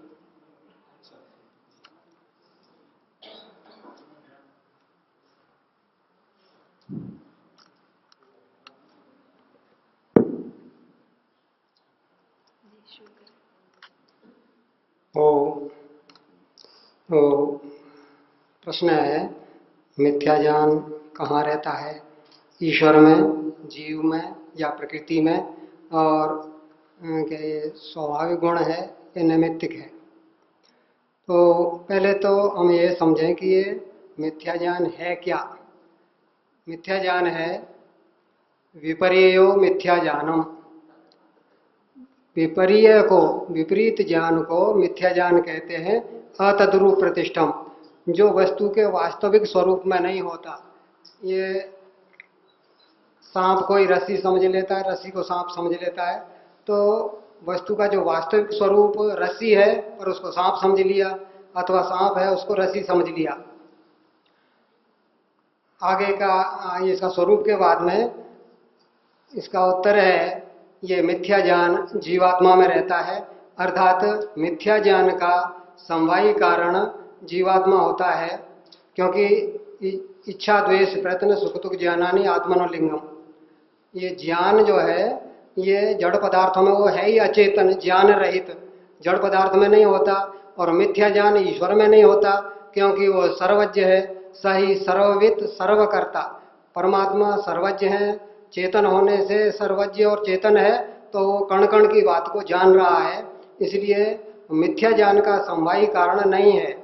यद्यपि दुनिया का सब कुछ उसी में है, आधार रूप में भी हो अलग बात है, लेकिन वो न किंचित अनुसयी, न अनुसयी के रूप में है। मुख्य जो आधार है उसका जीवात्मा है, समवायी कारण के रूप में उसका जीवात्मा है, और प्रकृति में अचेतन होने के कारण से नहीं होता, क्योंकि मिथ्या ज्ञान और वास्तविक ज्ञान का जो आधार है वो जीवात्मा होगा। जीवात्मा अल्पज्ञ है, एक देशीय है, ये नैमित्तिक कारण है। निमित्त क्या है, क्यों होता है? क्योंकि आगे वैशेषिक में एक सूत्र है, इंद्रिय दोषात संस्कार दोषाच अविद्या। इंद्रियों के दोष से या संस्कारों के दोष से अविद्या या मिथ्या ज्ञान होता है, जिसको तद दुष्ट ज्ञानम, इसको दुष्ट ज्ञान कहते हैं, अर्थात भ्रांत ज्ञान, कुछ का कुछ समझ लिया। तो ये ईश्वर में कभी मिथ्या ज्ञान नहीं होता और जड़ में तो ज्ञान होता ही नहीं है। यद्यपि आप कह सकते हैं बुद्धि से जानता है या मन से जानता है, पर वो जानने के साधन हैं, वो समवायी कारण है, इसका चेतन है, उसका नाम ही चेतन है। तो इंद्रिय दोष ईश्वर में नहीं होते और प्रकृति की इंद्रियां है नहीं, वो स्वयं साधन रूप है। तो संक्षेप में उत्तर है कि ये प्रकृति और ईश्वर का नहीं है, जीवात्मा का गुण है और इसका कारण है इंद्रिय दोष और संस्कार दोष। ये नैमित्तिक है और निमित्त के हट जाने पर हट जाता है। जब आप टॉर्च ले आइए, लालटेन ले आइए, बल्ब जला दीजिए तो आपको सांप या रस्सी दिख जाएगा, तो मिथ्या ज्ञान हट जाएगा। आपका समाधान हुआ आचार्य सत्येंद्र जी? कोई प्रश्न? आदरणीय आचार्य श्री ने बोला मिथ्या ज्ञान जीवात्मा में रहता है जी। तो मेरा प्रश्न है, या तो मैं समझ नहीं पाऊंगा कि वो स्वाभाविक है या नैमित्तिक है। नैमित्तिक है, जैसा अभी कहा, इंद्रिय दोष और संस्कार दोष से पैदा होता है और ये दोष हट जाते हैं तो मिथ्या ज्ञान भी हट जाता है। ये इंद्रिय दोष और संस्कार दोष, ये इंद्रिय दोष संस्कार दोष उसके अंदर कहाँ से पैदा होते हैं जिसके कारण से उसको मिथ्या ज्ञान प्राप्त हो? क्योंकि वो अल्पज्य है और इंद्रियों के बिना वो देख नहीं सकता, सुन नहीं सकता, सूंघ नहीं सकता, चख नहीं सकता। इंद्रियों के ऊपर निर्भर है, वो छोटा सा है, अपंग है, एक अणु जैसा है, वो कोई साधन उसके पास नहीं है, बिना साधनों के वो कुछ नहीं कर सकता। तो इसलिए उनके ऊपर निर्भर रहना पड़ता है। उनमें यदि कमी है तो वो अज्ञान आ जाएगा। इंद्रिय दोष है या दादा दादी ने सुना दी कहानियां तो उसको पत्ता खड़कते ही भूत दिखने लगेगा, डरने लग जाएगा। नहीं, भूत प्रेत का जो आपने बताया वो तो मिथ्या ज्ञान, हाँ, वो भी संस्कार दोष से होता है। वो संस्कार दोष है। मैं ये कह रहा हूँ कि जैसे मान लीजिए मैं किसी को देखता हूँ, किसी सूर्य को या चंद्रमा को, तो मेरी आंख में दोष होने पर मुझे एक चंद्रमा के बजाय 2 चंद्रमा दिख सकते हैं, लेकिन वो प्रकृति से संपर्क हुआ है, प्रकृति के संपर्क के कारण से मेरे को मिथ्या ज्ञान उत्पन्न हुआ है ना। तो ये प्रकृति का मिथ्या ज्ञान है ना कि मेरा मिथ्या ज्ञान? वो प्रकृति विषय है, चंद्रमा विषय है, ज्ञान जो है चंद्रमा में नहीं है, ज्ञान जीवात्मा में है और वो विषय है। किसका ज्ञान? वो ज्ञेय है। चंद्रमा या कोई रस्सी, सांप, ये ज्ञेय है, ज्ञान नहीं है, ज्ञान का आधार नहीं है सांप। जी, प्रश्न आ रहे हैं, उधर से उठा लेते हैं। आचार्य शीतल जी, और कोई पूरक प्रश्न है?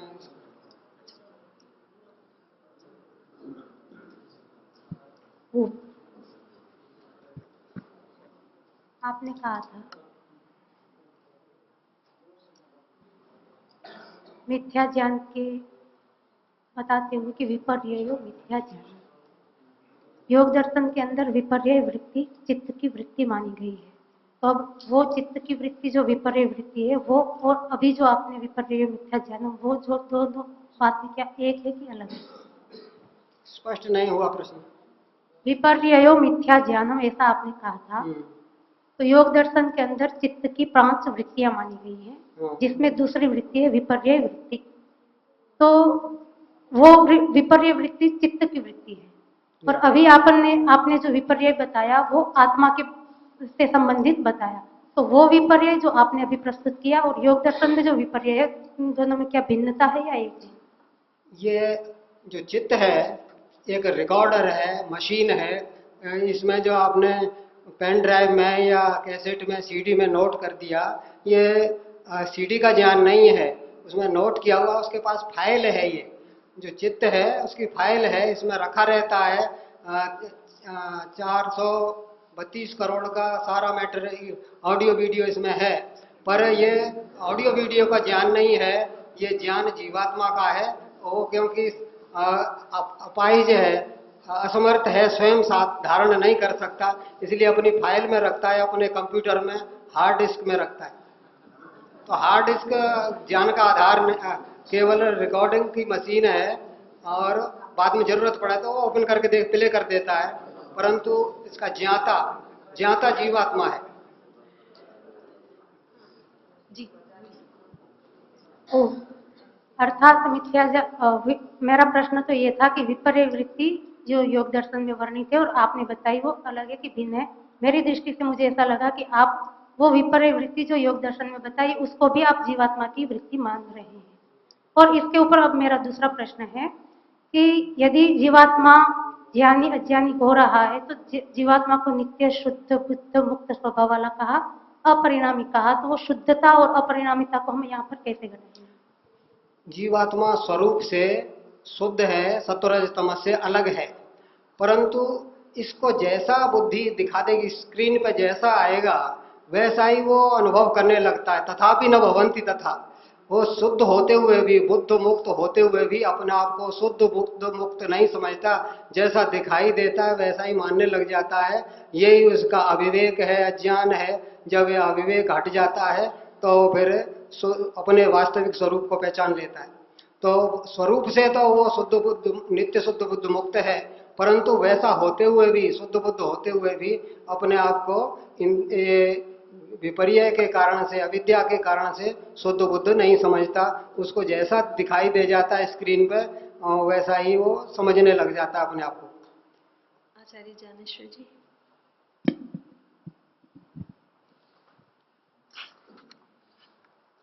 आपने जो मिथ्या ज्ञान है ये आत्मा क्या नैमित्तिक गुण माना जी, तो स्वाभाविक गुण किसका है? ईश्वर का तो हो नहीं सकता है जी, और जीवात्मा का भी स्वाभाविक गुण नहीं, नैमित्तिक है, तो स्वाभाविक गुण किसका है? तीन में से ना तो ईश्वर का है ना जीवात्मा का है, तो फिर प्रकृति का अवस्था है। हाँ, इसका क्या समाधान? बहुत अच्छा। इसी का जैसा ये लंबा जो शास्त्रार्थ चला 10-15 साल, सुख दुख की भी यही बात है कि दो प्रकार के गुण हैं। जो गुण हैं 24 वैशेषिक में, वो उसके दो विभाग करते हैं, एक नित्य पदार्थों के गुण, एक अनित्य पदार्थों के गुण। जो अनित्य पदार्थ के गुण हैं, घड़े का गुण है, रूप है, फूटने तक रहेगा, उसको कहेंगे यावत भावी, यावत द्रव्य भावी गुण। जब तक द्रव्य है तब तक रूप भार सब रहेंगे। और जो नित्य पदार्थ हैं, नित्य द्रव्य हैं, जैसे आत्मा परमात्मा आत्मा है, वो निमित्त के होने पर होते हैं, नहीं होने पर नहीं होते। अभी गर्मी है, पंखा चलाया, सुख मिल रहा है, वही यदि सर्दी में 0 टेम्परेचर में आप पंखा चलाएंगे तो वही सुखद पंखा दुखद बन जाएगा। तो अनुकूल परिस्थिति होने पर या जो निमित्त है उसके होने तक वो रहता है, और निमित्त हट जाने पर नहीं रहता। अष्टाध्यायी याद करते हैं, संस्कार हटा तो भूल भी जाते हैं। तो स्वाभाविक गुण किसी का नहीं है, ये नैमित्तिक गुण है, और निमित्त के हट जाने पर हट जाता है और आ जाने पर आ जाता है। निमित्त कोई तो होना चाहिए। निमित्त है, जैसे सुख दुख के लिए रजाई है, पंखा है, जलेबी है, लड्डू है, बर्फी है। तो जैसे जीवात्मा में मिथ्या ज्ञान जो नैमित्तिक है, हाँ जी, उसमें क्या साधन मानेंगे? प्रकृति मानेंगे, प्रकृति का संयोग मानेंगे, विषय के रूप में होगी, प्राकृतिक पदार्थ तस्य हेतु अविद्या, ये बात आई और है। साधन है करण। हाँ जी, तो साधनों से या प्रकृति से बनाए उपकरणों से ही होता है उत्पन्न, तो हाँ। क्यों न प्रकृति में इसको मिथ्या ज्ञान को माना जाए? यद्यपि उपकरण भी प्रकृति से बने हुए हैं, लेकिन वो उपकरण का काम कर रहे हैं। वो विषय रूप में, आंख विषय रूप में ना करके दर्शन का देखने का कारण बनता है। अन्य पदार्थ दृश्य हैं, दर्पण लगा के आप आंख को भी देख सकते हैं, परंतु उसका मुख्य काम प्रांचिकाणी व्यतिरण स्वयंभू, परमात्मा ने अन्य बाहर की चीजों को देखने के लिए ही आंख बनाई है, बाहर के पदार्थों को सुनने के लिए ये कान बनाए हैं। तो ये उपकरण का काम करते हैं, जीवात्मा के लिए साधन है। और विषय जो अन्य पदार्थ हैं वो विषय के रूप में है। जब उनका ठीक ज्ञान हो जाता है तो वास्तविक ज्ञान है। कई बार हम कुछ का कुछ समझ लेते हैं तो वो मिथ्या ज्ञान है। उन्हीं इंद्रियों से देखा, लेकिन इंद्रियों में कोई खराबी है या झुटपुटा है, अंधेरा है, कम प्रकाश है, तो वो सांप ही रस्सी दिखने लग जाता है, रस्सी सांप दिखने लग जाती है। तो साधन है इंद्रिय, और ये जो निमित्त बना, ये विषय बना, वो सांप या रस्सी, और उसका निमित्त, उसका जो हेतु बना इंद्रिय दोष वो है, या उसके और साधन हैं वो उसमें सहायक बन गए अमिथ्या ज्ञान को पैदा करने में। यदि इंद्रियों के विषय का ज्ञान है, दर्पण से आंख को देख रहे हैं तो इंद्रिय भी, अब आंख में काजल लग रहा है, नहीं लग रहा, लाल हो रही है, तो इंद्रिय में भी दोष हो सकता है, उसमें भी वो विषय बन सकती है, लेकिन फिर वो दर्पण साधन बन जाएगा। आचार्य जी, आपने प्रयास किया है, प्रक्रिया बताइए आपने कि मिथ्या ज्ञान उत्पन्न कैसे होता है। निमित्त नैमित्तिक जो स्वाभाविक कह रहे हैं उसका कोई आधार तो होना चाहिए, बिना किसी आधार के कारणों के कार्य की उत्पत्ति हो जाए। मिथ्या ज्ञान एक कार्य है, उसका कोई कारण तो होना चाहिए, कारण कहाँ रहता है, ये समाधान संक्षिप्त में। विषय और इंद्रियों के, इंद्रिया सन्निकोष उत्पन्नम ज्ञानम, जो ज्ञान है इंद्रिय और विषयों के सन्निकर्ष से होता है, तो ये कारण है इंद्रियां और विषय, साथ ही साथ आत्मा का संयोग। तो जब इनमें कुछ आगे जो प्रत्यक्ष की विशेषता बताई कि अव्यपदेशम अव्यभिचारी, वो जब व्यभिचारी होता है तो वही मिथ्या ज्ञान का रूप हो जाता है। अब तक जैसे हम सांप समझ रहे थे वो रस्सी निकला, यद्यपि इंद्रिया सन्निकर्ष है, यद्यपि आंख से देखा है, आत्मा देखने वाला है, फिर भी क्योंकि इंद्रिय दोष था इसलिए उसमें व्यभिचारी गुण आ गया और सांप नहीं रहा, रस्सी हो गई। आचार्य आशीष जी,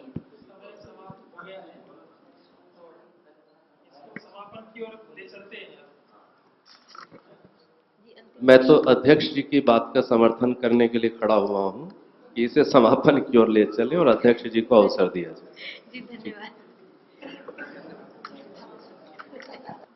संभवतः एक वर्ष के पश्चात इकट्ठा होगा, और यदि इसका समय, मेरा निवेदन है, आग्रह नहीं है, बहुत महत्वपूर्ण विषय है ये। हमारे सामने सैकड़ों नहीं हजारों व्यक्तियों ने इस प्रकार के प्रश्न उठाए हैं। यदि हम, ये तो है नहीं कि हम 9 बजे, 9:30 बजे, 10 बजे सो जाते हैं, कभी मान लो 11 भी बज गए, मेरा निवेदन है आपसे, मेरा निवेदन है, मैं तो, क्योंकि मैं तो 11 बजे सोता हूँ मैं, तो मेरा निवेदन है अध्यक्ष महोदय से भी, संचालक महोदय से भी, सचिव महोदय से भी, कि इसका समय, मेरा निवेदन है कि आधा घंटा बढ़ा लिया जाए, क्योंकि बहुत सी बातें अभी, क्योंकि वो भी अनिर्णित रहा और बीचों आगे रहा, ये भी रहेगा, तो फिर संतुष्टि नहीं होगी, कहीं कहीं तो कुछ हो जाए। तो प्रश्न ये है कि नैमित्तिक क्या है, स्वाभाविक क्या है। लो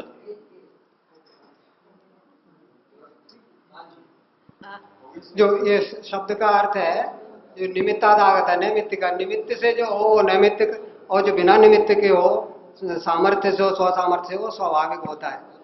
इंद्रिय, जीवात्मा में चेतनता अपना स्वाभाविक स्वरूप है, और जो ज्ञान होता है वो साधनों से होता है, वो साधनों में विकृति होती है और फिर वो नैमित्तिक होता है। यही बात सुख दुख के विषय में भी है, जो लंबा चला, दोनों ही पक्षों में एक जो पॉइंट अटका हुआ था वो ये था कि जो आत्मा का गुण मान लेने पर वो मुक्ति में भी पिंडा नहीं छूटेगा, इसलिए आत्मा का नहीं मानते थे। और प्रकृति वाले कहते हैं कि सूत्र है महर्षि का, इनका गौतम का और कणाद का, परंतु ये जो नित्य पदार्थ हैं उनके साथ गुणों का संबंध अस्थायी होता है, यावत द्रव्य भावी नहीं होता। अयावत द्रव्य भावी होते हैं, जैसे निमित्त हटा वो ज्ञान इत्यादि सुख दुख भी हट जाते हैं।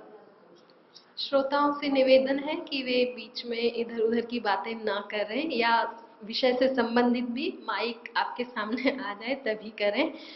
और अभी अन्य प्रश्न आमंत्रित है इस पक्ष में, आचार्य सोमदेव जी।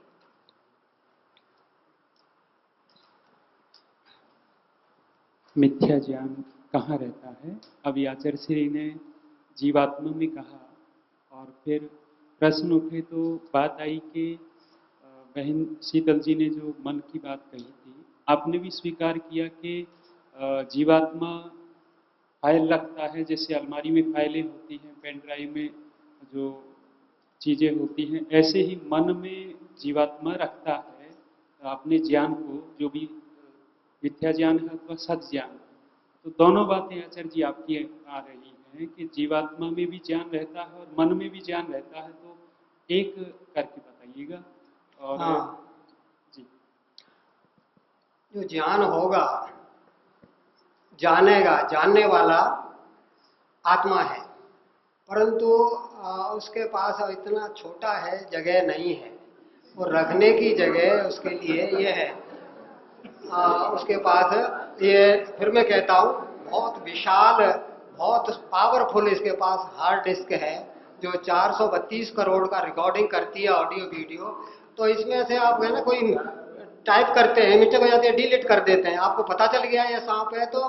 पर इसमें जो आत्मा का कह रहे हैं और मन का कह रहे हैं, इसमें ये अंतर कि ये जानेगा तो आत्मा ही, लेकिन इसका जो साधन है वो साधन आंख से देख रहा है और वो उसमें रिकॉर्डिंग कर रहा है, वो सब साधन मात्र है।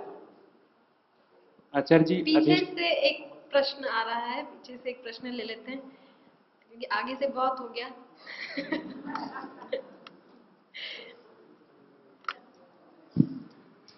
नमस्ते, शत्रुंजय। पीछे बैठने का लाभ तो हुआ। मेरा प्रश्न है, एक विचार है, अगर वो प्रकृति में माना जाए, जैसा आचार्य ज्ञानेश्वर जी कह रहे थे, आत्मा भी में भी नहीं और परमात्मा भी में नहीं, प्रकृति में। अब वो है रस्सी, अब उसको किसी ने सांप समझा, किसी ने रस्सी। एक को सही ज्ञान हुआ, दूसरे को सही नहीं हुआ। एक को सत्य ज्ञान हुआ, दूसरे को मिथ्या ज्ञान हुआ। एक ही वस्तु में, प्रकृति की एक ही वस्तु में दो तरह का ज्ञान एक साथ कैसे रह सकता है, ये मेरी जिज्ञासा।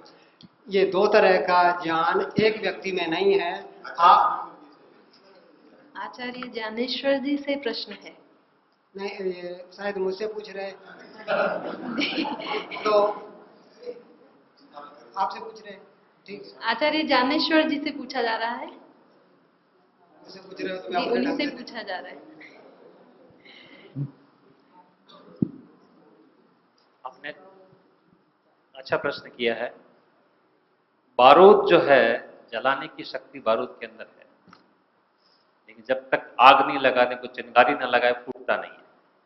मिथ्या ज्ञान जो है प्रकृति में रहता है, लेकिन प्रकृति के सानिध्य में जब जीवात्मा आता है तो वो उसका प्रारूप उसके समक्ष उद्भव हो जाता है। शायद समझ में आई होगी बात आपके। बारूद स्वयं नहीं जलता है, लेकिन जल शीतल है। हम नहाएंगे तो शीतलता जल के अंदर है, हम जब नहाएंगे तो नैमित्तिक हमारे में शीतलता आ जाएगी। अब उष्णता के पास में जाएंगे तो नैमित्तिक जो उष्णता हमारे पास आ जाएगी। अग्नि में उष्णता है, जल में शीतलता है। ऐसे ही प्रकृति में जो है अज्ञान है, लेकिन अज्ञान होते हुए भी वो अनुभव नहीं करती, जड़ है। लेकिन जीवात्मा के पास में जब उसका सन्निकर्ष होता है तो अनुभव करता। ये है नहीं इसलिए अनुभव नहीं करती, या जीवात्मा के साथ सन्निकर्ष में आने से अनुभव होता है। असल में चेतन का काम है ज्ञानवान, ज्ञान वाला। चाहे वो ज्ञान के बहुत भेद हैं। अभी आपको एक सूचना के रूप में भी था कि ज्ञान के, मैंने एक विषय जो लिखा है वैशेषिक का, उसमें 85 विषय, 85 पृष्ठ हैं। 85 पृष्ठों में ज्ञान का मिथ्या ज्ञान, भ्रांति युक्त ज्ञान, असली ज्ञान, नकली ज्ञान, तो ये बहुत सारे भेद हैं। सबका समवायी कारण वैशेषिक की भाषा में बोलें तो आत्मा है, चेतन है। ये और सब विषय बनते हैं या साधन बनते हैं। इंद्रियां साधन बनती हैं और अन्य पदार्थ विषय बनते हैं, ज्ञान के या सुख दुख के। अगला प्रश्न उठाते हैं।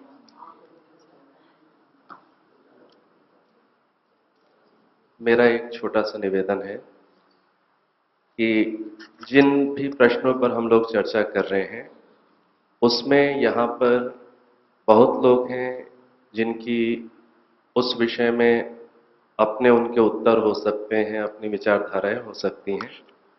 यदि सभी बोलेंगे तो निश्चित रूप से हम शायद निष्कर्ष पर नहीं भी पहुंच पाएंगे। तो ये जितनी भी परिचर्चा चलती है, उस परिचर्चा के बाद उस प्रश्न से अगले प्रश्न में जाने से पूर्व यदि पूछ लिया जाए बैठे हुए लोगों से कि कितने लोगों का यह इस पक्ष का समर्थन कर रहे हैं या कितने दूसरे पक्ष का समर्थन कर रहे हैं, तो इससे भी कम से कम हमें मोटे रूप से एक अंदाजा लगेगा कि किस पक्ष का समर्थन कितने समुदाय के लोग और किस स्तर के जानकार लोग कर, उससे कुछ मोटा मोटा आभास हो सकता है। पूरी चर्चा करना तो बड़ा कठिन काम। अर्थात संतुष्ट है क्या जीवात्मा का गुण है मिथ्या ज्ञान, और ये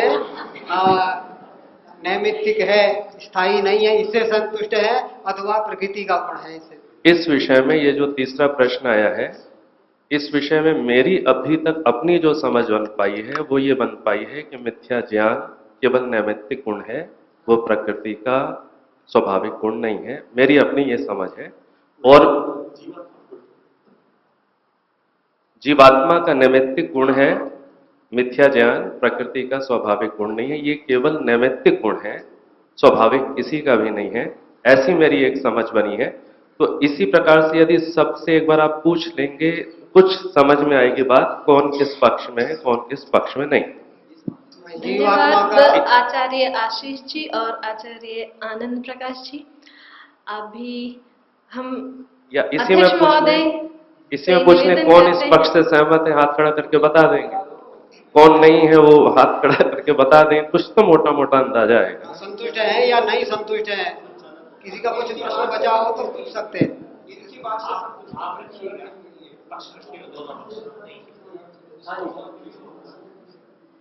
मैं अंतिम में कुछ कहना चाहूँ, इसमें थोड़ा समाधान हो सकता है। जी बोलिए। अच्छा जी, आप मिथ्या ज्ञान किसका गुण है? वैसे हम अगर प्रकृति में चले जाएं तो समाधान हो सकता है। सत्व रज तम की साम्य अवस्था जो है प्रकृति। आयुर्वेद ने इसका अच्छा समाधान किया है।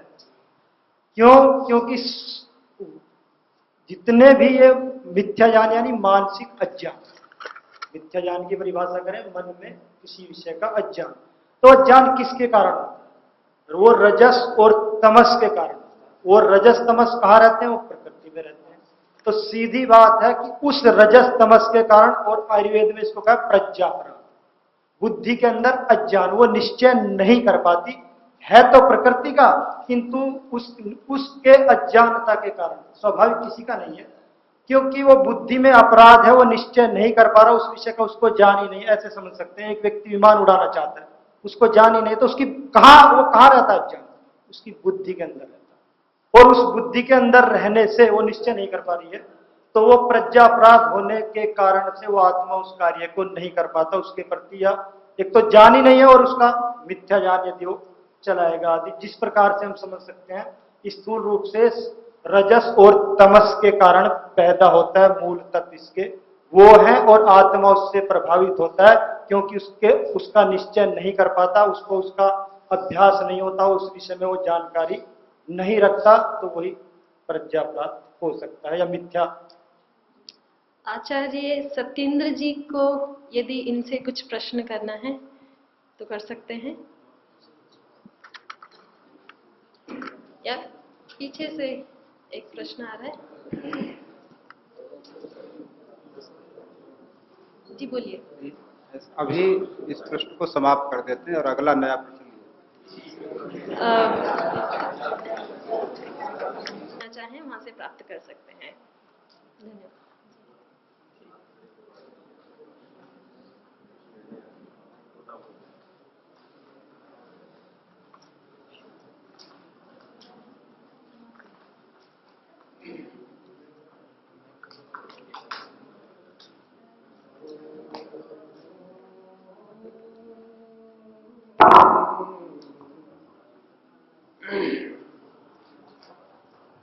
भूर्भुवः स्वः तत्सवितुर्वरेण्यं भर्गो देवस्य धीमहि धियो यो नः प्रचोदयात्।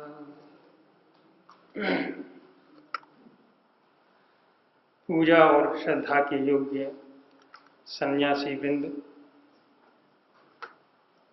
पूज्य श्री आचार्य जी, विद्वत समाज, धर्म प्रेमी सज्जनों, मातृशक्ति, सभी वक्ताओं ने अपने अपने विचार आपके समक्ष विभिन्न विषयों पर रखे, जिनसे उनकी स्वाध्यायशीलता और विचारशीलता का पता चलता है। अब ये चौथा जो विषय है, इस पर मैं बहुत संक्षेप से चर्चा मैं कर देता हूँ और उसके पश्चात इसको समापन की ओर हम ले चलते हैं। तो चौथा जो प्रश्न है हमारे श्री राजेश जी भागवत का, मुझे ध्यान की विधि में शंका है। संध्या कैसे करनी चाहिए और ईश्वर की स्तुति प्रार्थना आदि शाब्दिक रूप में करने से अंतः प्रवेश शीघ्र होगा कि प्रकृति विषयक अनुभूत दुख रूप स्मृतियों को ध्यान काल में उठाने से समाधि शीघ्र लगेगी, ये इनका प्रश्न है। तो समाधान पक्ष में शीघ्र समाधि प्राप्ति के लिए प्रकृति विषयक अनुभूत दुख रूप स्मृतियों को भी उठाना चाहिए और ईश्वर की स्तुति प्रार्थना आदि भी करनी चाहिए, जैसा शास्त्र के आधार पर। अर्थात शीघ्र समाधि प्राप्ति के लिए ये दोनों ही आवश्यक हैं। जैसे उदाहरण के लिए मैं अपनी बात को स्पष्ट करूंगा। योग दर्शन के पहले पाद में योग की परिभाषा करते हुए महर्षि पतंजलि जी लिखते हैं, सारी चित्त की वृत्तियों को रोक देने का नाम योग है, योगः चित्त वृत्ति निरोध। और उसके पश्चात वो 5 प्रकार की वृत्तियों का उल्लेख करते हैं, प्रमाण, विपर्य आदि, और फिर उनको रोक देने का उपाय भी बताते हैं कि इनको रोक देने का अर्थात योग प्राप्ति का उपाय क्या है। चित्त वृत्तियों का निरोध ही योग कहा गया है। तो कहते हैं अभ्यास वैराग्याभ्याम तन निरोध, कि अभ्यास और वैराग्य से इन वृत्तियों का निरोध हो सकता है। और इसी के भाष्य के अंदर महर्षि व्यास जी लिखते हैं, तत्र वैराग्येण विषय स्रोत खिलीक्रियते विवेक दर्शन अभ्यासेन विवेक स्रोत उद्घाट्यत इति उभयाधीनः चित्त वृत्ति निरोध इति। अर्थात चित्त वृत्ति जो निरोध है वो दोनों के अधीन है। अभ्यास के वैराग्य के द्वारा विषयों का जो स्रोत है, विषयों की जो धारा है, विषयों का जो प्रवाह है, उसको कमजोर किया जाता है। और विवेक दर्शन अभ्यास के द्वारा अर्थात ईश्वर की स्तुति प्रार्थना के द्वारा जो तत्व ज्ञान का जो स्रोत है उसको खोला जाता है। उभयाधीन चित्त वृत्ति निरोधाई थी, दोनों के अधीन है। इसलिए जो प्रकृति विषयक जो अनुभूत दुख रूप जो स्मृतियों का उठाना है, यह एक प्रकार का वैराग्य है। और ईश्वर की स्तुति प्रार्थना आदि करना ये एक प्रकार से अभ्यास की कोटि में आ सकता है। इसको हम दृष्टांत के द्वारा भी समझ सकते हैं। जैसे डॉक्टर किसी रोगी का जब उपचार करता है तो उसको उपचार भी बताता है और परहेज भी बताता है। दोनों ही आवश्यक है। केवल उपचार से काम नहीं चलेगा, केवल परहेज से काम नहीं चलेगा, दोनों ही आवश्यक है शीघ्र स्वास्थ्य लाभ के लिए। इसलिए इसी प्रकार से शीघ्र समाधि प्राप्ति करने के लिए प्रकृति विषयक अनुभूत अर्थात वैराग्य भी आवश्यक है और ईश्वर की स्तुति प्रार्थना उपासना भी करनी आवश्यक है।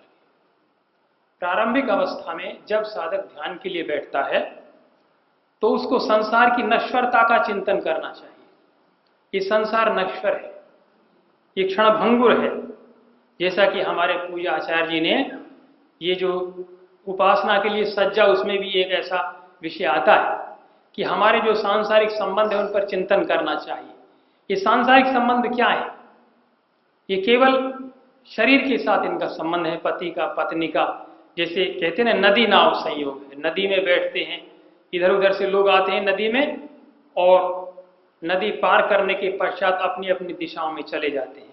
ठीक उसी प्रकार से ये संसारिक नदी है और इसमें हम मिले हैं और अपने अपने रास्ते पर हमको चले जाना है। इसी प्रकार से हमारा जो सच्चा माता पिता है, जो सच्चा जो रक्षक है, सच्चा जो बंधु है, मित्र है, सखा है, वो ईश्वर है जिसके साथ हमारा शाश्वत संबंध है। कहने का अभिप्राय है, संसार के प्रति जितनी विरक्ति होगी, संसार के प्रति जितना गहरा चिंतन होगा वैराग्य का, उतना ही हमारा परमात्मा के प्रति जो प्रेम है और अनुराग है वो ऊंचे स्तर का होगा और आकर्षण अच्छा होगा। ये संसार के जो विषय हैं क्षणिक हैं, ये दुख मिश्रित हैं और इनसे व्यक्ति रोगी भी हो जाता है, इनसे शरीर का बल भी घट जाता है। इनसे व्यक्ति कभी तृप्त नहीं हो सकता है। और न्याय दर्शन में एक प्रकरण आता है, उसमें वैराग्य की ओर प्रेरणा करने के लिए कहा गया है, सोयम सर्वम दुखेन अनुविद्धम दुख जिहासु निर्विद्यते निर्वन्नो विरज्यते विरक्त से अपवर्गयति। जब संसार से वैराग्य हो जाता है और वैराग्य होने के पश्चात इसको मोक्ष की प्राप्ति होती है। भौतिक सुखों से हमारी तृप्ति नहीं हो सकती। और परमेश्वर का जो सुख है वो इन सभी दोषों से मुक्त है। इसके लिए कहा गया है स्वर्य से च केवलम। इसी प्रकार से कहा है भौतिक सुखों से परमेश्वर का जो सुख है उसकी कोई तुलना नहीं की जा सकती। न शक्यते वर्णयितुम गिरा स्वयं तद अंतःकरणेन गृह्यते। गूंगे का जो गुड़ होता है, गूंगा गुड़ खा लेता है लेकिन उसको बता नहीं सकता है। मुक्ति के साधनों में भी महर्षि ने एक मुमुक्षुत्व लिखा है, तो उसकी परिभाषा में महर्षि लिखते हैं, जैसे भूखे प्यासे व्यक्ति को सिवाय अन्न जल के कुछ भी अच्छा नहीं लगता, इसी प्रकार से मुक्ति और मुक्ति के साधनों के बिना कुछ भी अच्छा न लगे। इस प्रकार की भावना जो है साधक के अंदर होनी चाहिए। तो अभ्यास और वैराग्य, प्रकृति के विषय का चिंतन और ईश्वर की स्तुति प्रार्थना आदि, ये दोनों ही उसके अंदर आवश्यक हैं।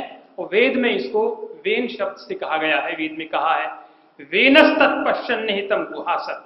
वो परमेश्वर हमारी गुहा में बैठा हुआ है, हृदय रूपी गुहा में।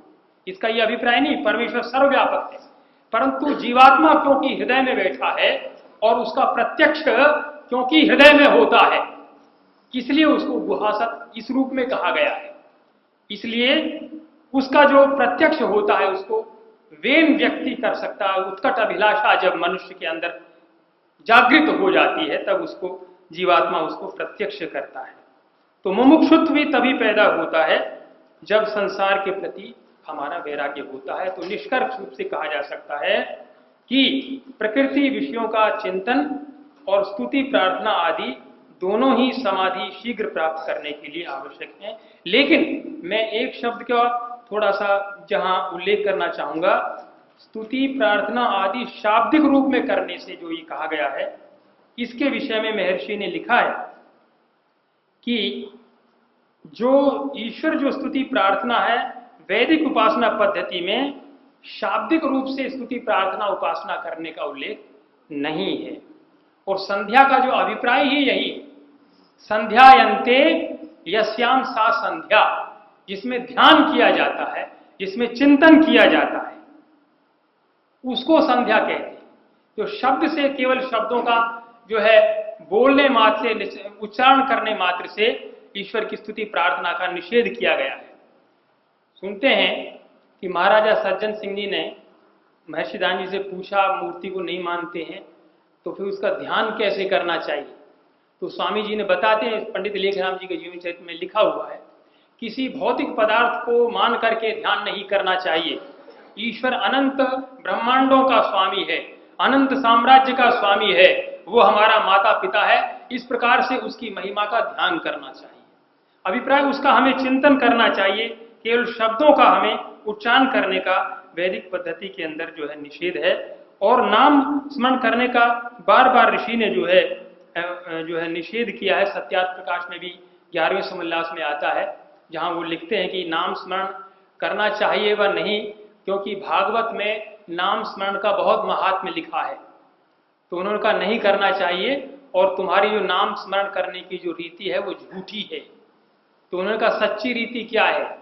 तो स्वामी जी कहते हैं कि जो परमेश्वर के गुणों को धारण करना ही उसका नाम स्मरण करना है। जैसे ईश्वर न्यायकारी है, वो यथावत न्याय करता है, उसी प्रकार से उसके गुण को धारण करने से स्वयं भी यथावत न्याय करना, और इस प्रकार एक ही न्यायकारी गुण को धारण करने से बहुत कल्याण हो सकता है। तो बार बार इसके ऊपर ध्यान महर्षि इस पर जोर देते हैं।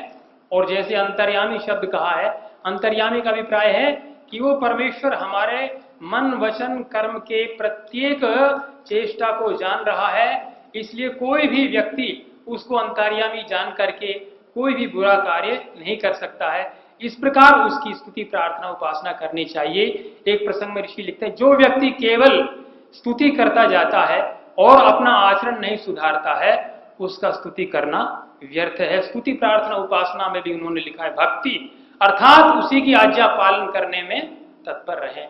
तो बार बार इस चीज का उल्लेख आता है। तो शाब्दिक रूप में करने से न करके उसके गुणों का चिंतन करना, मनन करना, निधिध्यासन करना और उस परमेश्वर के गुणों को अपने जीवन में धारण करना, यही जो है सच्चे नाम स्मरण की रीति है। तो ये थोड़ी चर्चा आपके समक्ष मैंने चौथे विषय के बारे में की है। हो सकता है आपका इसमें समाधान हुआ होगा, और यदि आपको शंका हो तो पूछ सकते हैं। हाँ जी।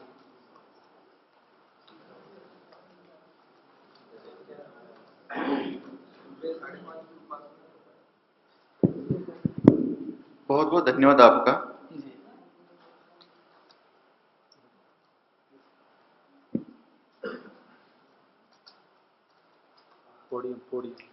बहुत कुछ समाधान हुआ है, परंतु मुझे ये लगता है कि जो हमारी अनुभूतियां होती है वो प्रत्यक्ष होती है, और माना भी जाता है कि जो प्रत्यक्ष है वो बलवत्तर होता है, उसका ज्यादा इफेक्ट होता है। मैं समझा नहीं। अनुभूति एक तो अनुभूति का विषय है कि दोनों में से कौन शीघ्र समाधि को प्राप्त करा सकता है। वैराग्य जो है दुख विषय का अनुभूतियां, और वेद मंत्रों में जो शाब्दिक वर्णन है कि हमने ईश्वर को अर्थ को तो अभी तक जाना भी नहीं है, और केवल शब्द शब्द शब्द का अर्थ तक नहीं जाते, शब्द का पर्यायवाची शब्द, या जो जीव है उनका आचरण देखते हुए, जैसे कोई राजा न्यायकारी है, ऐसे जीवों का प्रत्यक्ष करके या उनकी स्मृतियों को उठा करके हम ज्यादा आगे जा सकते हैं। क्योंकि जो वेद मंत्र है वो तो जिस अर्थ को कह रहे हैं वो तो अभी प्रत्यक्ष हमें तो नहीं हुआ, प्रारंभिक लोगों को।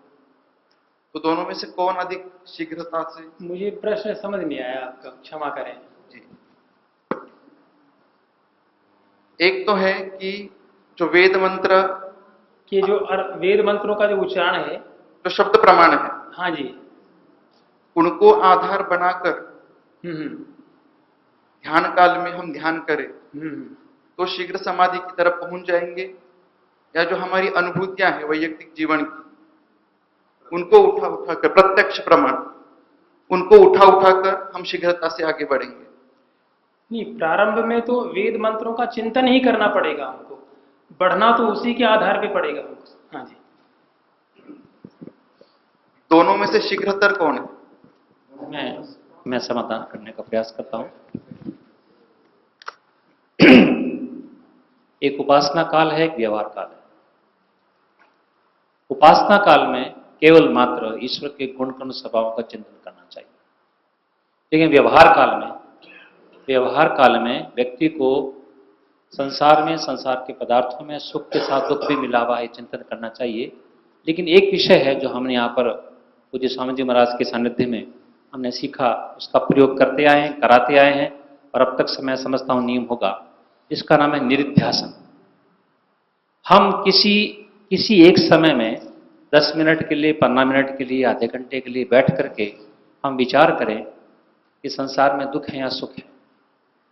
दुखों की अनुभूति करते हुए, ये जो आपने बताया कि जो अनुभूतियां हमें करनी है, ये उपासना काल में नहीं करनी चाहिए, ये निरिध्यासन के काल में, चिंतन के काल में अलग समय निकाल करके चिंतन करना चाहिए कि संसार के पदार्थ, उनसे मिलने वाले जो सुख हैं, जो साधन हैं, सब ये अनित्य हैं, दुखदायी हैं, परिणाम ताप संस्कार और गुणवृत्ति विरोध से ये सभी ग्रस्त हैं। इसलिए ये विषय व्यवहार काल में रखना चाहिए, उपासना के अतिरिक्त। और उपासना काल में केवल मात्र वेद मंत्रों के माध्यम से ईश्वर की स्तुति प्रार्थना उपासना करके उसका ध्यान करना चाहिए।